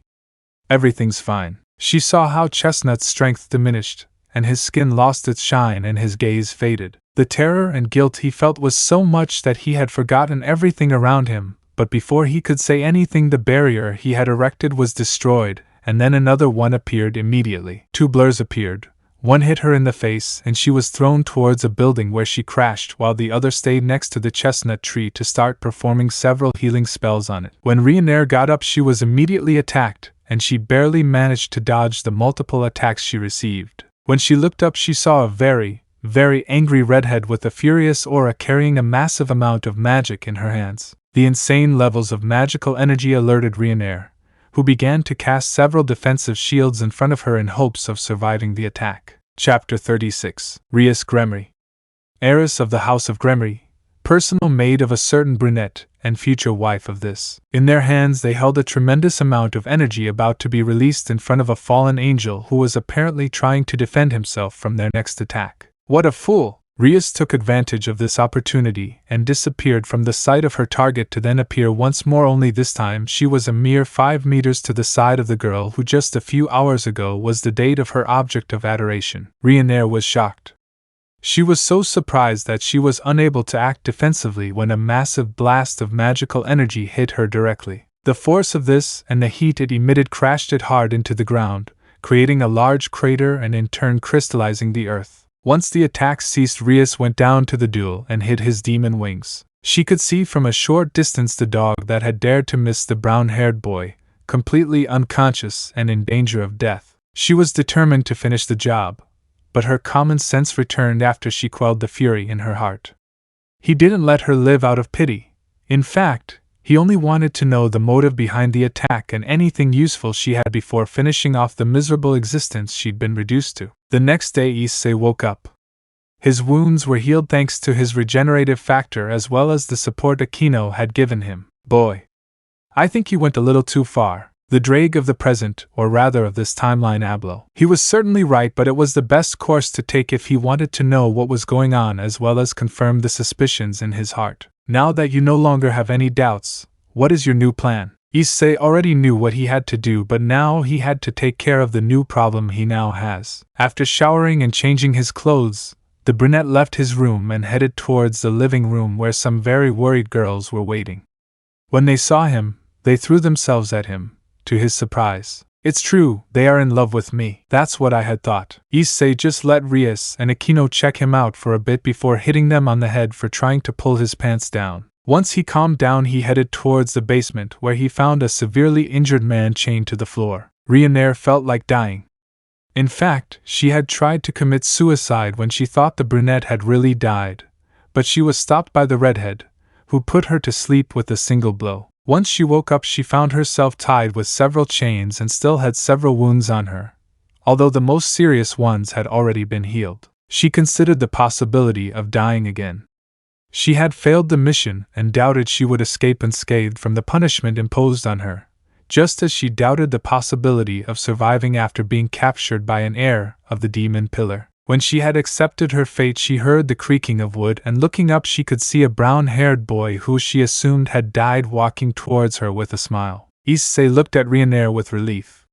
Of all the people he'd met, this was the only one who had made him doubt her unconditional love. In his past life, she was his first love, and despite the betrayal he had committed against her in her final moments, she screamed at the top of her lungs that she loved him, just as she regretted it. It was a trauma that he carried throughout his life until the day of his death, and now with the opportunity to return to the past he was able to confirm the truth. Of all the girls he had known and of all those he thought he had loved, Yandere was the first and only one who returned his feelings, even if it had only been for a few miserable seconds. Chapter 37. Rias Grimary had a face of clear annoyance as well as her friend, queen and love rival. In front of them was the young chestnut with whom they were in love, and next to him was the bitch who tried to kill him. In that guest room the hostile atmosphere could be palpably felt. From now on she will live with us. Make sure you teach her the rules of this house. And Issei stared at her and said, "You will not be allowed to leave these facilities under any circumstances. The moment you decide to leave, and that includes if it was against your will, you may very well die a painful death." Chestnut's words sounded calm, ignoring any signs of discomfort present. Once he got up as if what was happening at that moment was of no importance, Rias finally exploded. "Iseei Hyodo. What does this mean?" Rias had gotten up from her place and faced the brunette who was preparing to retire to his bedroom. "What you heard. She'll be staying with us, and I'm not accepting any objections." When Rias was about to continue her outburst, she saw the brunette's annoyed look and felt herself shrinking from him. "Remember your place, Rias Grimary. You're nothing more than a servant until I say otherwise, and it's not your place to question your lord and master's decisions." Hearing those laughing lines, she was unable to hold back her tears and ran to her room with a broken heart. Issei decided it was best to ignore her and headed to his room. The next day Rias did not leave his room, and it was Akino who had to comply with the brown-haired man's orders. As the days passed, Yandere finally adapted to her new lifestyle and decided that it was a good change in her path, and to be grateful for this, she thought about starting to act a little closer to the brunette who, in addition to saving her life, had also kidnapped her. The following days Yandere began to act like the perfect maid, making Akino regret having taught her, and when she saw the affectionate way in which she treated the brown-haired boy, it made her boil with rage. After 2 arduous weeks, she finally left her room with renewed energy, and when she was about to go down to breakfast, her surprise could not be hidden when she saw the newcomer very close to the chestnut tree, exactly where she was sitting. Seeing how the chestnut tree allowed her that closeness provoked a wave of annoyance that she released on the only day of the week she had free. Tuesdays. Yandere's advances on the chestnut tree caused a sort of cold war to begin in the chestnut tree's house. Even her parents, who usually spend the day away from home, sensed it and decided to confront the chestnut tree. "Issei, we need to talk to you." Both his mother and father entered his room while Issei hid the small porno magazine under another magazine about new video game consoles. "Your mother wants to talk to you, Issei. I'm mostly here to support her, since we've noticed some hostile and volatile things between the girls these days." Issei's father was a fairly calm man and generally avoided conflict. Issei had tried to get him to quit his job so he could live a comfortable life, but he ultimately gave up because he learned that his father is the type of person who doesn't like to spend a lot of time doing nothing. "Issei. What's wrong? And please don't tell me the girls are fine.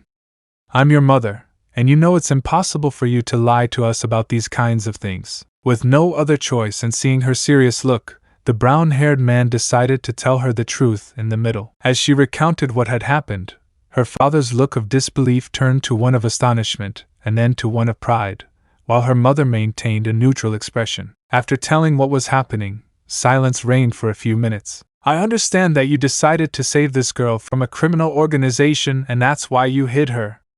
I'm sure your grandmother would be proud of this, but it seems you're trying not to see the general Issei panorama. In fact, I dare say, as your mother, that you don't want to accept some facts. Issei felt a little relieved by his mother's words. He never liked his parents falling victim to some magical things and was glad they understood, but he could see the latter coming. Issei, I understand your reasons, but I see that you're trying to escape the consequences of this. No. In fact, I think you're trying to ignore it, his father interrupted here. Issei, I know that both you and we have a pretty clear idea of the looks and rather obvious actions that Rias and Akino-chan direct at you. Issei was about to speak, but his mother placed her fingers on his lips and said, Issei, whatever your reasons, please don't let them dominate you. At that moment his father spoke. Issei, I know you have some kind of resentment towards the girls and I still don't see the reason for it, but I'm just telling you this. Hatred is paid with hatred. I don't know what they did, but you should learn to forgive.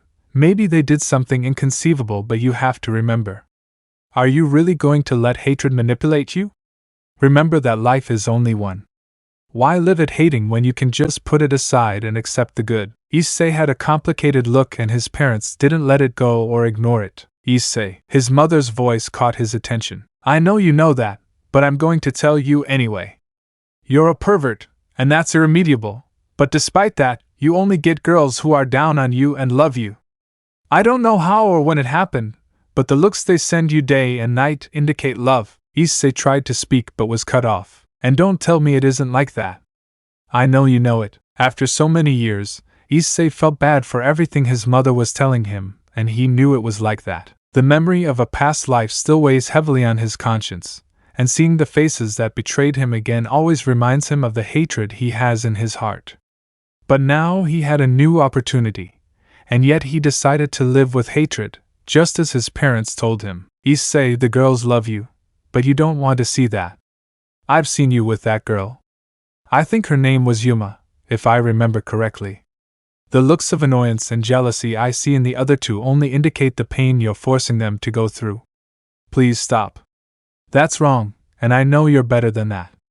I raised you, and I know that's not the attitude of a man. His father decided to intervene, letting his son think for a moment. Okay.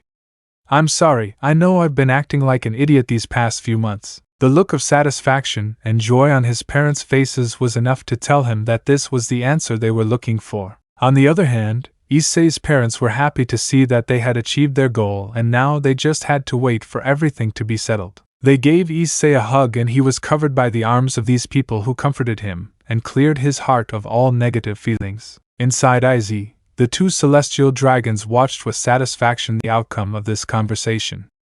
In the end, the only thing Issei needed to stop hating something that hadn't even happened yet was the direct intervention of his parents, which made them very happy. That same night, while having dinner, Issei saw what his parents had told him and felt bad about it. Although he still felt that pain of being betrayed, seeing Akino and Rias's annoyed looks directed at Reincarnation reminded him of those memories when those looks of contained hatred were directed at him. Once he finished his dinner, and since his parents had decided to have dinner elsewhere, Issei went directly to his room, and once Reincarnation retired, Rias burst into tears along with Akino, who followed her shortly after. Akino knew she didn't have a chance. Not after that fiasco a couple of years ago, and Rias felt like she was losing what little trust Issei had in her.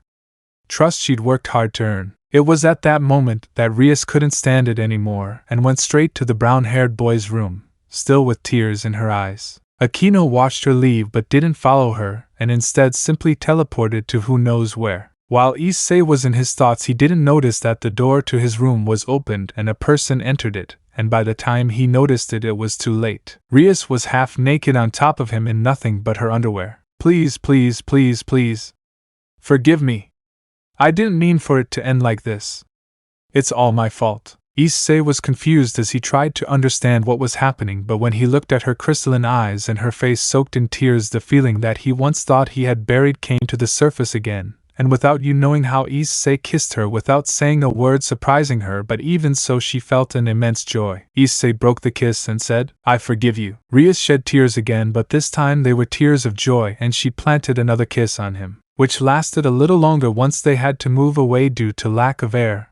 Rias felt that this was the moment she had longed for, and following her instincts she unhooked her bra and revealed some enormous and magnificent breasts along with her pink nipples. She raised them towards the chestnut tree and said, "Please make me yours." The chestnut's parents returned very late at night, and to their dismay they saw Yuma at the entrance reading a book under a streetlight and a cup of coffee next to her.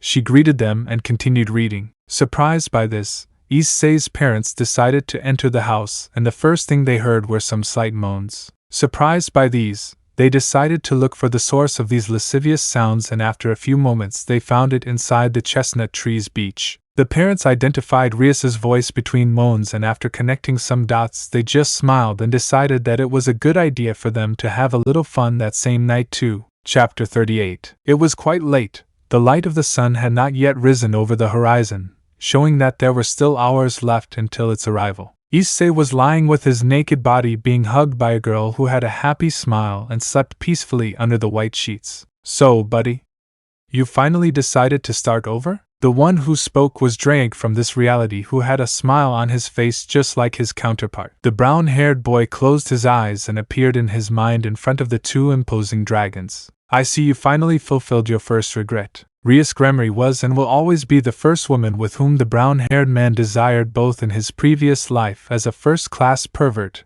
and himself when he entered the supernatural world to have his first time. One of the brown-haired man's biggest regrets was not having agreed to his first opportunity to end her virginity when Rias appeared in his practical room begging to do the act. But now everything is different, or what you expect it to be. Issei knew from the beginning that this Rias is very different from the previous one and the one you really know, but seeing her every day always reminded him of those days, and it was one of the reasons why he treated her with indifference and wanted to end all that. "Partner, I see you still have doubts." The drake of the future spoke with regret. If what was holding the brown-haired man back from making a decision regarding his future was not eliminated, he feared that something similar would happen again. "Issei, stop.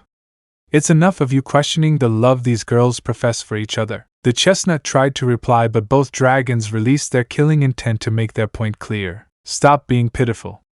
Remember, you're a dragon, not just any dragon.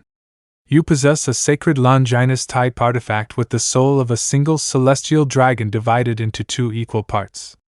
You wield the Red Emperor Dragon, the Drake Domination Dragon.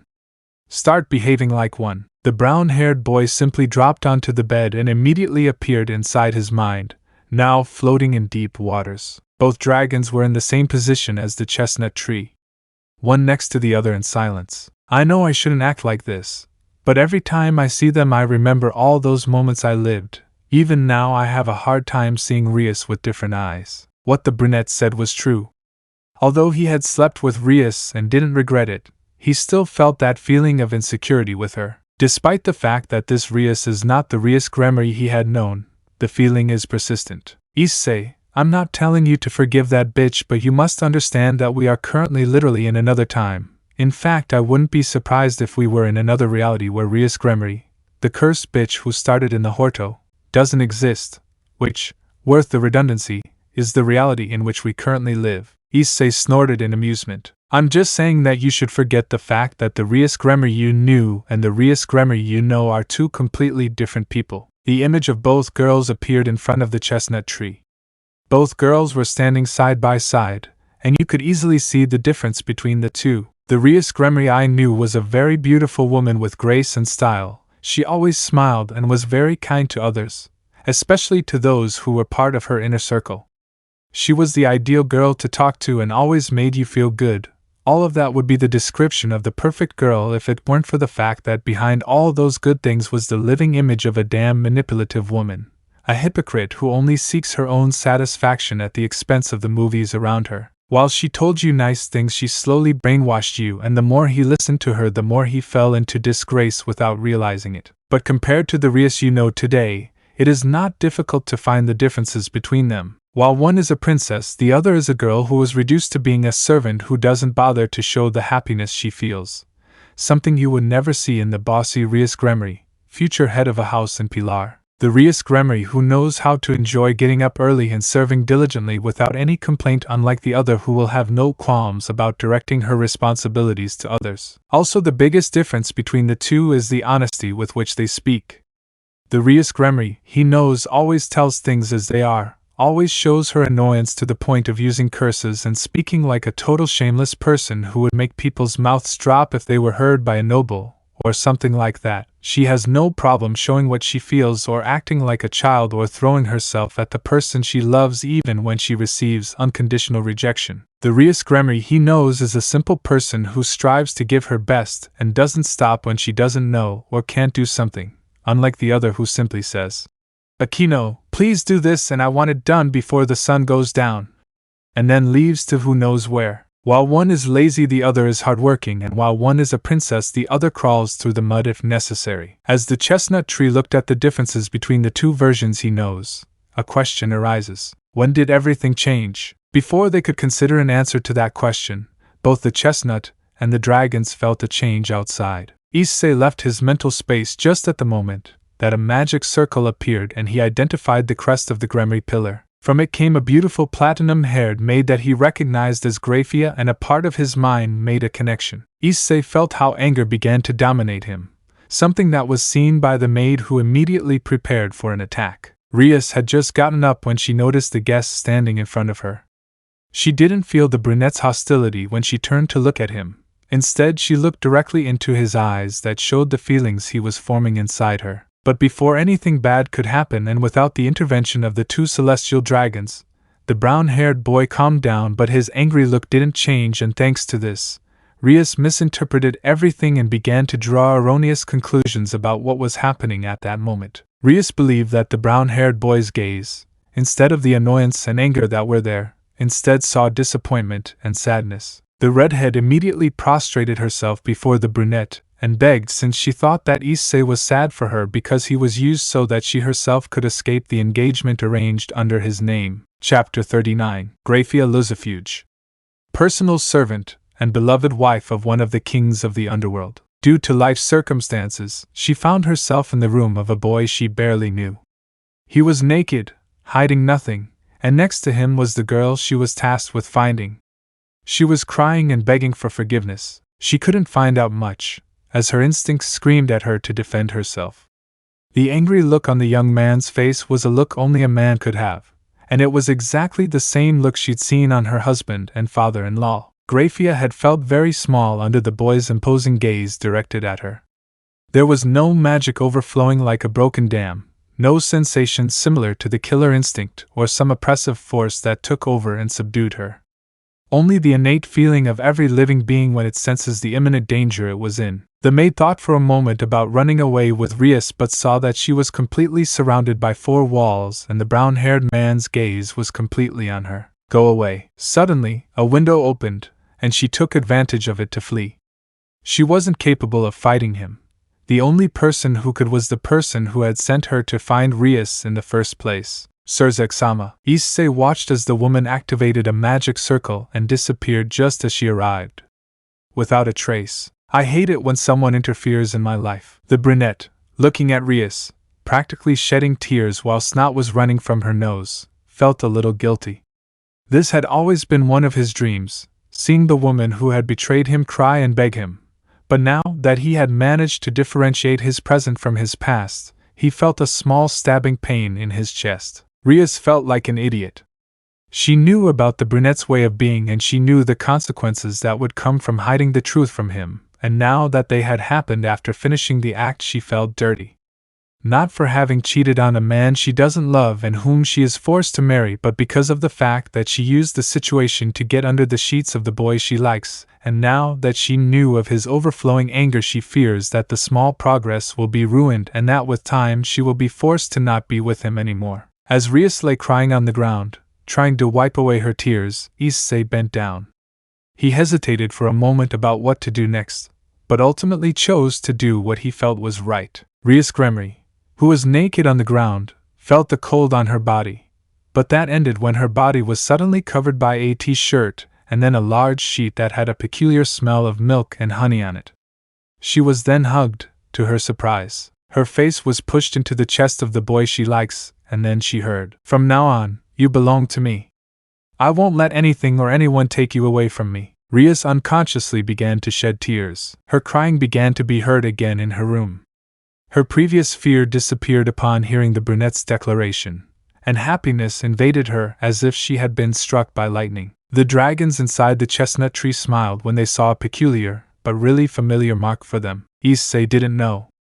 In his previous life, he had never been able to consummate his love beyond a few kisses or caresses. This time Issei made sure once and for all to mark his property like any other dragon when choosing his mate. A soul contract had been formed between two living beings who had sworn their love to each other. Rias Grimary loved the brunette with all her heart, and had already given herself completely, and had lunch from the beginning. On the other hand, Issei, even with all his insecurities, something inside him, deep down inside, still existed that feeling of longing and affection he once had for that red-haired girl.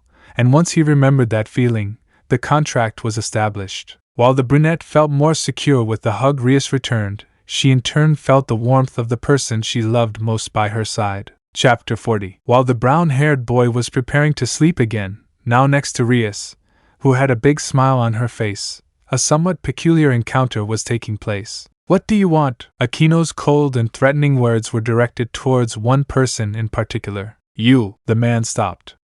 He felt really unsure of how he had ended up in this situation. He often returned to the city to visit the temple where he once lived, and on the way back he met his daughter. She looked quite downcast, and despite her sharp gaze he knew that she had been crying for some time. Akino had left the chestnut tree house to get some fresh air. Moonlit nights were usually her favorite, but her peaceful moments were ruined when she ran into her father. The black-haired woman cursed inwardly for not having detected him in time.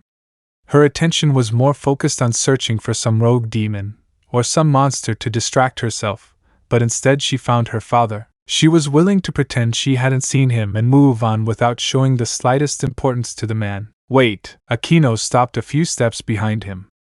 She sensed his concern and longing, and felt anger at it. "What do you want?" His response was blunt, and left no doubt about his feelings about the situation he found himself in. "You!" She raised her hand.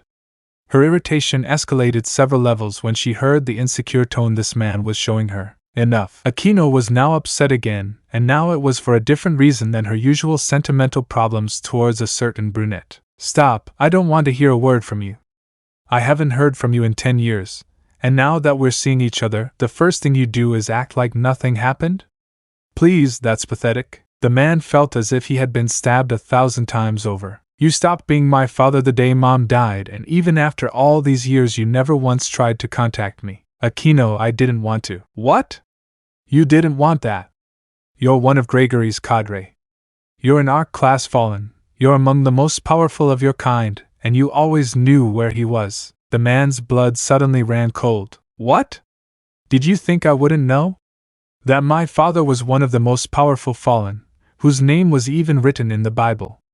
Isn't that true, Gabriel?" The strength left his body, and he had to lean against a wall to avoid falling. "I thought if I stayed away from you, no one would dare attack you." "Pof ha ha ha ha ha ha." Akino River. Her laughter sounded funny, but the tears she was shedding were not. "And here I am thinking that you left us for your job, and now it turns out you were an idiot." Akino was still laughing while her father looked at this in bewilderment. "You, an angel who fell from the grace of his creator and classified as one of the strongest among his species, only surpassed by the leader Azazel and his secretary, have just stated something completely stupid." Akino stopped. The little sympathy or love she had ever had for her father was destroyed in that moment. "Please stay away from me." The simple words were poured like a cold bucket over the cadre. "Don't try to find me, don't try to contact me. Your position is important enough to forget about your family, lest someone find out or try to attack me." Akino gave her life and left the man with a broken heart. "I'm sorry." Chapter 41. The streets of Ko were alive with activity. Dozens of people walked in different directions, weaving through the crowds. Among them, a rather peculiar couple. Not because they are so striking, but because of the constant death stare they directed at her. They directed the chestnut-haired woman at the male members, some of whom gave her the strange feeling of pride. Are you sure about it? We can still return to the academy. Rias felt extremely happy. The atmosphere surrounding her indicated the level of happiness she felt at that moment. She carried the brunette while holding his arm. The smile that adorned her face caused a series of expressions to the audience. Both were wearing academy clothes. They had gotten up late and at one point had rushed to the academy to avoid Sona's fury. But instead, halfway there, Issei took a detour. Rias thought it was a shortcut, but she slowly realized that she was heading away from her school. She had asked him about this sudden event, and the brown-haired man's answer made her happy. We'll have a date, and you can't refuse. That's why they were both heading towards the game fair. Rias had a charming smile that made more than one person sigh, while Issei only saw her as a girl in love. Chestnut had been invaded by the fullness of nostalgia. It had been quite some time since he'd been the one with that stupid grin on his face, and seeing him right there in the middle of the night had caused, to his surprise, a knot in his stomach. The couple had entered a theme park, or rather, an amusement park. Since it was Friday, there were quite a few people present, and with so many options, they had to stop and see which place to visit first. Issei-kun, look! The new prison. Rias pointed at a huge machine that looked like an octopus and decided it was perfect to try it out for the first time. They both headed to the line to wait their turn. Elsewhere at the academy, Sona was feeling a bit worried. Do you have any news? A white-haired girl shook her head. That only worried Sona. This is not normal. She usually always arrives on time. Sona was worried because Rias hadn't shown up. It was already the third block of general studies, and she still hadn't shown up. I had thought that she would appear after the first block since there were times when she arrived late due to going to sleep late. But it was already after 10 in the morning, and she still hadn't appeared. Soon the door to the student council room was opened, allowing a girl to enter. Did you find her? Sona looked hopefully at her vice president, but she denied it. I didn't find her inside the Hyodo residence. That made Sona metaphorically deflate. But I have news and I think it's not good. Tsubaki recounted everything she saw inside Rias's room, which caused Sona renewed concern. According to what she recounted, Rias's room was in a mess, and it seemed like some kind of fight had occurred in a short period of time. There were traces of magical energy in the place, and that caused an alarm in Tsubaki, whose most reasonable action was to inform her superior. Sona now felt even more pressured. She usually didn't worry about Rias's questionable actions, but today was a special day. A meeting would soon take place between the Gremory heiress and the second son of the Pohenics to settle certain matters between the engagement of both that was arranged as a measure of restoration between pure-blooded demons. Sona was worried. Finding signs of a struggle worried her greatly, and without knowing the whereabouts of the child, she feared something bad had happened to her. Saji, a blond boy, jumped out of his seat as he tried to avoid falling asleep. Hi! Go and find Akino-san and bring her to me. Saji ran out of the room, leaving Sona with her thoughts. Within minutes he appeared, accompanied by a brunette.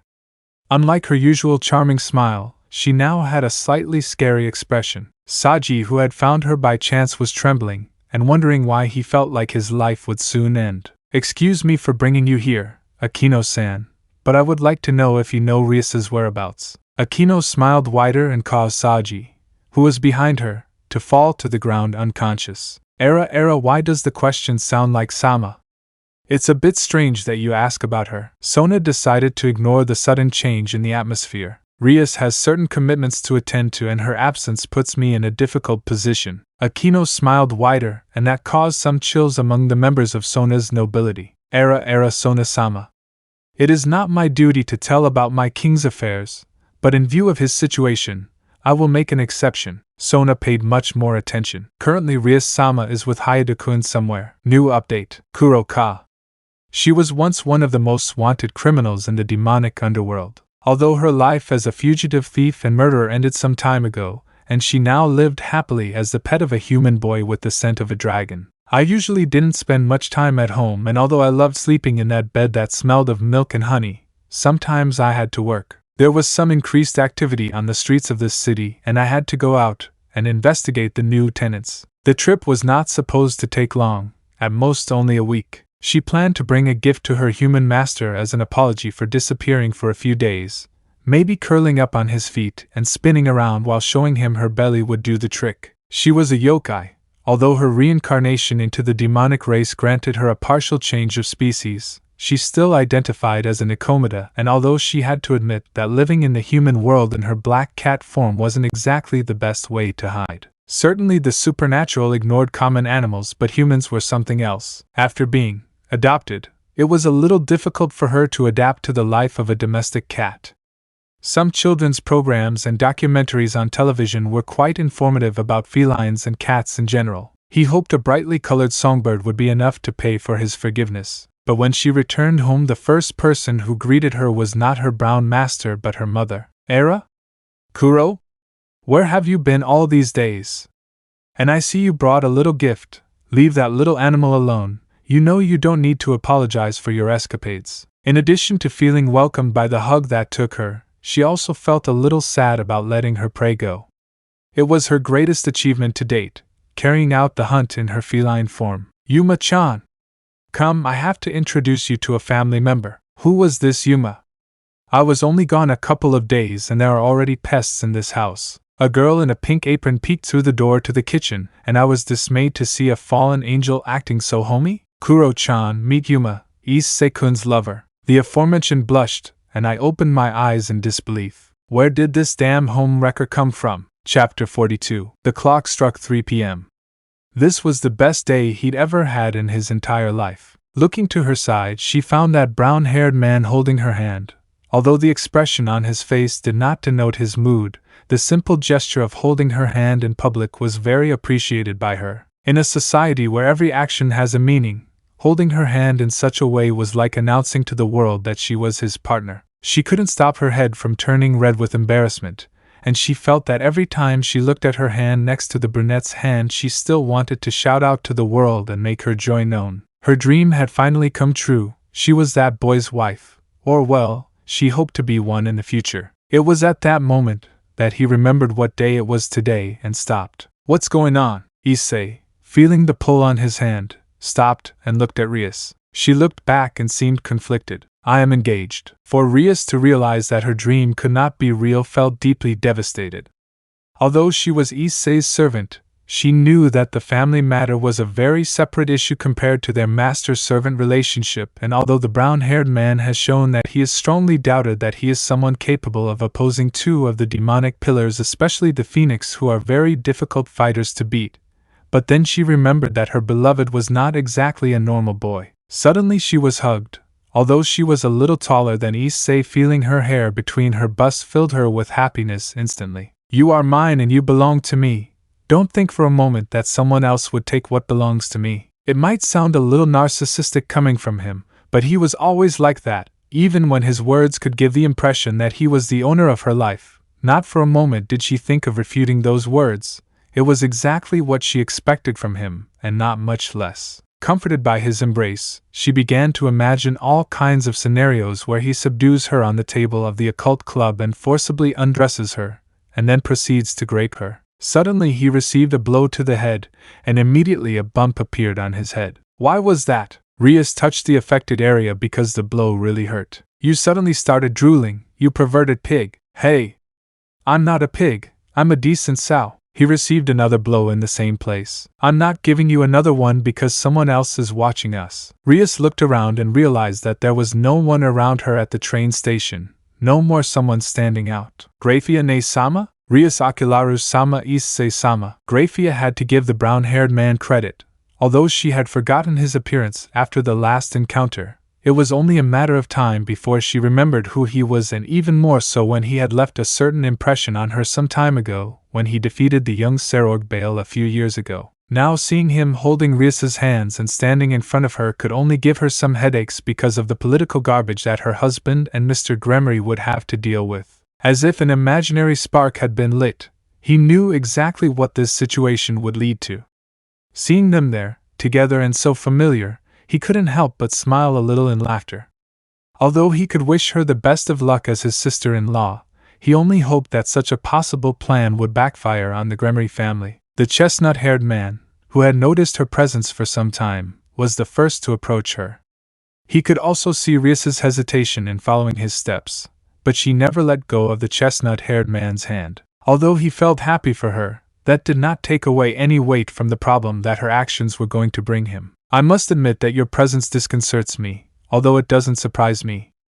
I imagine that, given Rias's position, they would send a message or their parents would show up at my house. Issei didn't seem afraid, nor did he flinch at the small amount of pressure he was letting out, which, for a high-class devil, would be enough to get some reaction. Although the binding master-maid contract is active, I hope that in this family matter as stipulated in the 5th article, you, Hyodo Issei, will keep your hands off the matter. Having said this, Grafia now looks directly at Rias, who was hiding behind the chestnut tree. Although he was about to say what had happened, a peculiar smell entered his senses of smell and he was disconcerted for a moment, but he continued with what he had planned. Under the orders of the House of Grimary, you, Rias Grimary, are under house arrest. Due to your lack of motivation and your blatant treatment of the marriage contract for the sake of an alliance with the House of Phoenix, you must come immediately and voluntarily to the family grounds and await an audience with the Duke of Grimary and Patriarch of the family. Please do not make this any more difficult for the parties involved. Rias had listened carefully to her sister-in-law's words, and although she had to admit that the idea of marrying another person, especially with that waste of a being, caused her disgust, Rias looked at the brunette in turn. The mere thought of leaving him to fulfill family obligations caused a lump in her throat, and when he looked directly into her eyes, she didn't know what to think. Go, don't worry. Just wait. Issei once said that renewed his attention to the maid. She tensed immediately upon feeling that gaze upon her again, as if she were prey to him, and it made her feel cautious. Tell the Venezuelan lady that the 1st article of the contract is taking much longer to be fulfilled than expected, although today is Friday and the body knows it. I hope that by tomorrow morning, first thing in the morning, my order of European deluxe ice creams will be in place without any problems. Grafia raised an eyebrow in response. By the way, Issei-sama likes Neapolitan, but it would also be nice if they sent the flavors separately. 0%. Let the sprinkles be included.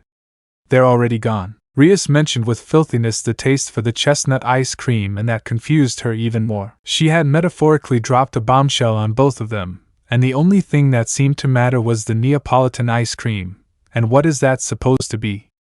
Besides, you want to not seem too committed to the fate of her hand. Was she perhaps aware of the problem that this entails? The headache started to appear. This was probably a deeper issue than she ideally believed it would be, or she was being made fun of.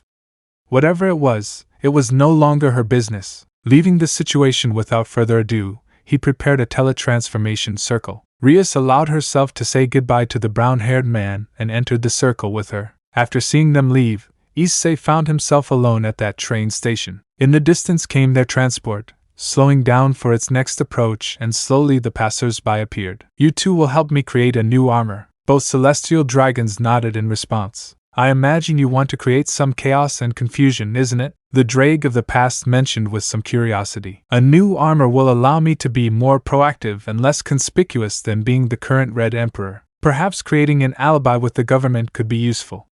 As a backstory, the drake of the future contributed his grain of sand. What about watching some manga? Tokyo isn't far away, and some inspiration could be helpful. I highly recommend watching some Gundam and Madoka. The drake of the future looked at his past self. What? I do like anime. Damn pervert. You mean the Lolas who appear as magical girls? Hey! Don't blame me for them looking that old. I'm not sick. What really matters to me are their amazing magical abilities and overwhelming charm. Watching them bounce around like crazy is. When he realized what he was saying, his darkest secrets were revealed in such a way that it became a ball. Neither Issei nor the Dragon of the Future commented anything about it. Chapter 43. Tokyo was a fantastic place. All day Saturday, under Akino's guidance, the two spent the entire day shopping. Issei could feel the emotions that overflowed from the girl. However, it was not a matter he wanted to deal with at the moment. Akino was a girl with quite mocking expressions and mostly tried to be funny by making sarcastic comments or dark jokes. Underneath it all, the brown-haired boy only saw a girl who wanted love, a love that he wouldn't give her so easily. Rias could be one thing, she could say that she had made peace with her memories. But Akino, although the damage she caused is not at the level that Rias once occupied, unlike her, she did have the opportunity to reach an understanding. Rias was his greatest love. Although he had mixed feelings for Reincarnation, Akino, who was so to speak the second in the harem, she stabbed him with her silence and indifference. What was the need to betray him? He knew Rias was playing. Her thirst for power only caused damage to his heart. She had played with his feelings. However, Akino she simply gave up. While visiting anime stores in the capital, his body moved automatically as he watched the smiling Akino. Why did he feel so happy? It didn't make sense. Rias seemed to have a crush of the at first sight type, however Akino was something more opportune. Flashback. My father abandoned me. You know what that's like. I had all my hopes pinned on him that night. I hoped that a man like him, who I rarely saw and whom my mother always told me she loved me, would appear and rescue us. But all I saw as my hopes were consumed was my mother being raped in front of my eyes. Akino shed tears of anger. Her facial expression betrayed it deeply, and it was something disturbing to see, especially in a girl who always maintains a serene expression, not amused. I could only hear her say that everything would be okay. That he would come to rescue them, that I shouldn't lose hope. She took her time to breathe. You know, I loved him. I loved that man very much. Even though I only saw him once a month, I always looked forward to the day he would arrive. But this time was different. He never came. I cried blood when I saw my mother beheaded. I only managed to escape from those bastards because my magic got out of control. You are nobody to tell me what I should feel. You will never understand what it means for your family to abandon you, to betray you like that. It was at that moment that my face darkened. End of flashback. I still remembered that conversation. It was simply explosive. What had brought her to this point? It was something simple. Issei was quite direct about her personality. Something he'd realized in this life was his hatred for people who faked their personality. Rias's cheerful attitude was very different from what he'd seen and heard in this life. Everything he'd seen and heard in this life was genuine. Even when she complained about the lack of detergent in the house, or when she cried at the sight of her lunch ruined by carelessness, it all screamed honesty. However, Akino, she resembled a porcelain doll, perfectly white and smooth, with her brightly colored dress and a pink smile. What he saw in Akino caused him disgust. Even when she said she had no family, he could feel her emotions trying to come out. Each smile of hers was as false as the love she professed for him. What do you think of this figure? It costs 32,000 yen and is a limited edition. We were in an action figure store. There were many figures from anime series and movies, and the figure Akino was holding was named Epion. Mate, I like this one. It looks devilish and resembles a dragon. You only say that because it's red. I'd personally like that one there. It looks imposing and has a royal bearing, worthy of the title of Celestial. The dragons were arguing inside his head. Iseei decided to take both figures, which, to his surprise, came with a special pack of stickers, accessories, and a user manual. It's already after 4 p.m. How about we get something to eat, Issei-sama? Akino was wearing a cute cream summer-style full-body dress with flower prints. Her skirt was below her knees, but on more than one occasion she allowed the wind to lift a bit of it, and thus, accidentally, show. Of course, Issei was a gentleman and did not deny the sight that was granted to him by God.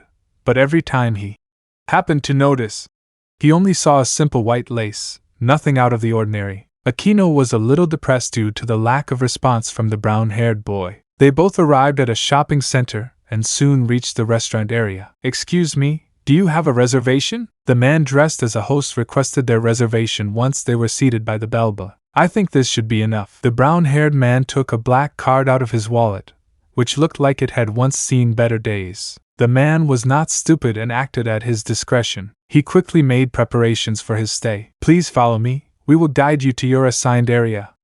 Thank you for choosing our services. Akino approached a waitress and whispered something in her ear before returning to the brunette. Excuse me, Issei-sama, but may I have a few minutes? The brown-haired boy just nodded and Akino left immediately. Please lead the way. In response, and was guided under the host's supervision to a free area in the upper-class sector. He was soon placed at a table overlooking the city. But as soon as he was allowed to have a drink of water, a waiter approached him. Excuse me, young man, but some people request your presence. The chestnut had purchased the membership of this restaurant for the gold level. However, the invitation came from the diamond level. Please, again, in a matter of minutes I arrive at the spacious hall reserved only for the city's elite. Mr. Hyodo, Thank you for answering my call, although I apologize for interrupting your schedule. The chestnut tree shook the older man's hand. Don't apologize, Minister. I'm always available for a meeting. Anyway, thanks for coming. I'd like to introduce you to an acquaintance who's interested in our future projects. A beautiful woman stood across the table. The chestnut tree recognized her immediately. Let me properly introduce you to this distinguished guest.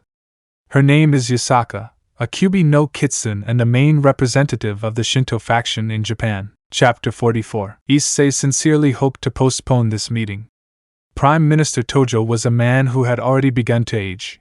His meetings were usually by telephone, and they used almost every counter-espionage measure available to discuss certain projects. Their meeting this time was not predetermined in any way. It was a coincidence that the chestnut tree chose this place to have a sweet snack, and although he had seen police contingents in this mall, he had taken it as something normal. Please take a seat. The ministry was kind enough to let him take his place before him, and while it seemed that way, the truth is that in the business world, showing such respect meant that you tacitly accepted that the other party was someone important, regardless of whether they were your friend or a business partner. It's a pleasure to see you here.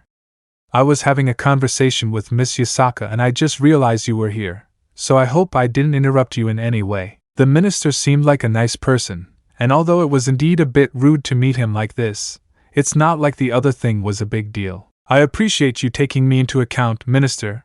However, you still haven't told me the nature of this meeting. After saying that, he stared at the woman in front of him. She was wearing a rather tight business suit, but not to the point of being indecent.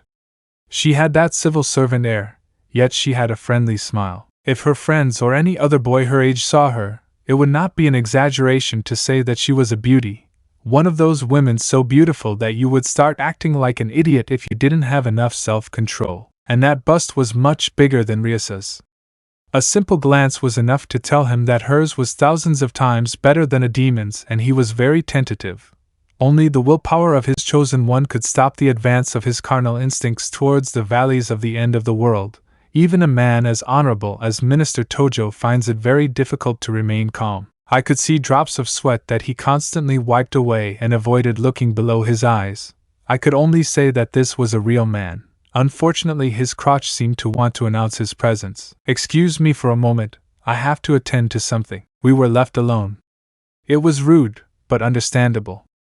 Only the will of the strongest prevails. It's a pleasure to meet you, young Hyodo, although this is the first time we've met officially. That was weird. It's a pleasure to meet you, although I don't think I know of any circumstances under which we would have met before. She smiled. Damn, I'm the container of 2 perverted super dragons and I don't even have my own nature yet. Seeing that smile on her for a moment almost takes me out of my comfort zone. That's true for you, but for me it's different. Her smile grew wider, and this time she emphasized her big breasts. Damn. I have a hard time enduring such an insinuation. Boy, don't give up. She's using her natural charm to dissuade you. What do you think I'm doing? This perverted dragon is telling me to control myself. As if I haven't been through this before. She backs off a bit. That gives me a bit of a break on my part. Don't worry, maybe it's just my imagination. It was at that moment that the minister returned. I can smell a couple of different scents, and his aura is stronger than when he left. Damn human, he went to vent to a couple of pretty girls. I'm not going to comment on this. Excuse my actions, some matters must be dealt with priority. Yes, I understand. A slight nod was my sign of understanding. A slight dizziness. I saw the minister stiffen for a moment, then relax, and my feeling of dizziness left me. I looked at Yasaka out of the corner of my eye. She was smiling as always. It seems that he is trying to control the minister, but his method no longer seems so effective. Once again, thank you for coming to my call. The reason I called was to discuss the project. At that moment all the diners nearby, who were a few, left immediately. I just sighed. The fact that the guards and Yasaka didn't retreat meant they already knew. I can understand the guards, but for the leader of the yokai in Japan it is different. When did you realize? The minister removes his glasses and places them on the table. A couple of nights ago, during an operation, we lost contact with the research base in the Kanto region. Shortly after, we sent investigators to the area and found that it had been wiped off the map and more than 90% of the investigations went with it. After that, we found traces of a fight in the area and it was determined that those responsible were yokai. A report was presented to me, Yasaka kept a welcoming expression, but I knew she was dying of embarrassment. We found traces of fighting within a 4-kilometer range, including some rogue demons and what could be an elite yokai squad. The images appeared to be taken from a security camera. From different angles the perpetrators could be clearly seen. In addition to that, you will see that there are more than a dozen dead and more than 1 million wounded. The latter sounded colder. The minister currently seemed like a very serious man. Our government decided to reach out to the other side of our society to get clarification about what happened. Normally, we would avoid contact with them, but recent events require such decisions. Okay, so the Japanese government wanted an apology from the yokai? This isn't part of the script. What are the parliament and the president thinking when they make contact in such a way? Miss, we can now continue our conversation. As you can see, Mr. Hyodo will be joining us for reasons I don't wish to reveal. I hope it won't be an inconvenience. Not at all. I agree with your decision. Now I could tell her smile was fake, and I could sense her discomfort. But I still don't understand why I'm also included in this meeting. I'm not even supposed to appear in the public eye with these high-ranking officials. Change of scene. The underworld was the world of demons, although technically it isn't either. The world of demons is also the world of dragons, fallen angels and other minor races. The territory of the Grimary pillar house stretched for hundreds of kilometers, roughly the size of modern Japan. But that didn't mean that it was immensely, of all races. The most miserable was the demonic. The last 2 wars brought their race to red numbers. Most of the demons today are half-breeds, the other part are reincarnated thanks to the evil pieces system, and a minimal minority are pure blood demons. Because of this, the birth rate was low. The heads of families decided that the only way to preserve the purity of the demons was through political marriages. Rias was well aware of this, always hoping her parents would dare to lay a finger on her. However, now her spirits only clung to the last memory she had of her freedom. The last clause of his service contract stated explicitly and succinctly that Issei Hyodo would not interfere in family matters. At least I'm not a virgin anymore. Rias touched her belly. It was unfortunate that she didn't get pregnant. However, she was immensely happy to have given the brunette her first time. Tears streamed down her face. She hated her parents, her grandfather, and everyone who refused to grant her happiness, even if it meant being a mere servant and concubine to the love of her life. Rias-sama, the date for your meeting has been set. Chapter 45. Grafia looked at her sister-in-law's mood. She really regretted her situation, but in today's society, and the precarious state of her race, sometimes making sacrifices doesn't necessarily have to be good. When will it be? Rias seemed very depressed, but the will to fight still filtered through her voice. For the maid this caused a mystery, and it was not difficult to guess the reason. The patriarchs of both families have agreed that the engagement ceremony will be held 15 days from today, and the wedding a week later. What will happen to the contract? What will they say to Issei? Grafia noticed the obvious lack of the suffixes kun or sama. Rias referred to the chestnut tree, and inwardly it caused her satisfaction. Rias may have been smart, but even she had limits. Due to the nature of the situation, your parents have come to the conclusion that the stipulated contract should not be affected unless, of course, he claims you as his property. Rias blushed immediately upon hearing this, and remembered what she had done just a few days ago. But that wouldn't make him angry, you know? Grafia shrugged without giving it much thought. I understand that you are his servant despite being the heir of Grimary. We also know that it is part of your obligation to the family to create alliances and bring benefits. But I don't like Reiser. That arrogant playboy jerk. His harem is made up of only sick girls. Grafia raised an eyebrow in response and thought of her sister-in-law's queen. And Akino? I understand that she likes sadomasochism and the like. We're talking about Reiser, aren't we? La maid sigh. The matter of your marriage is merely a political and family matter.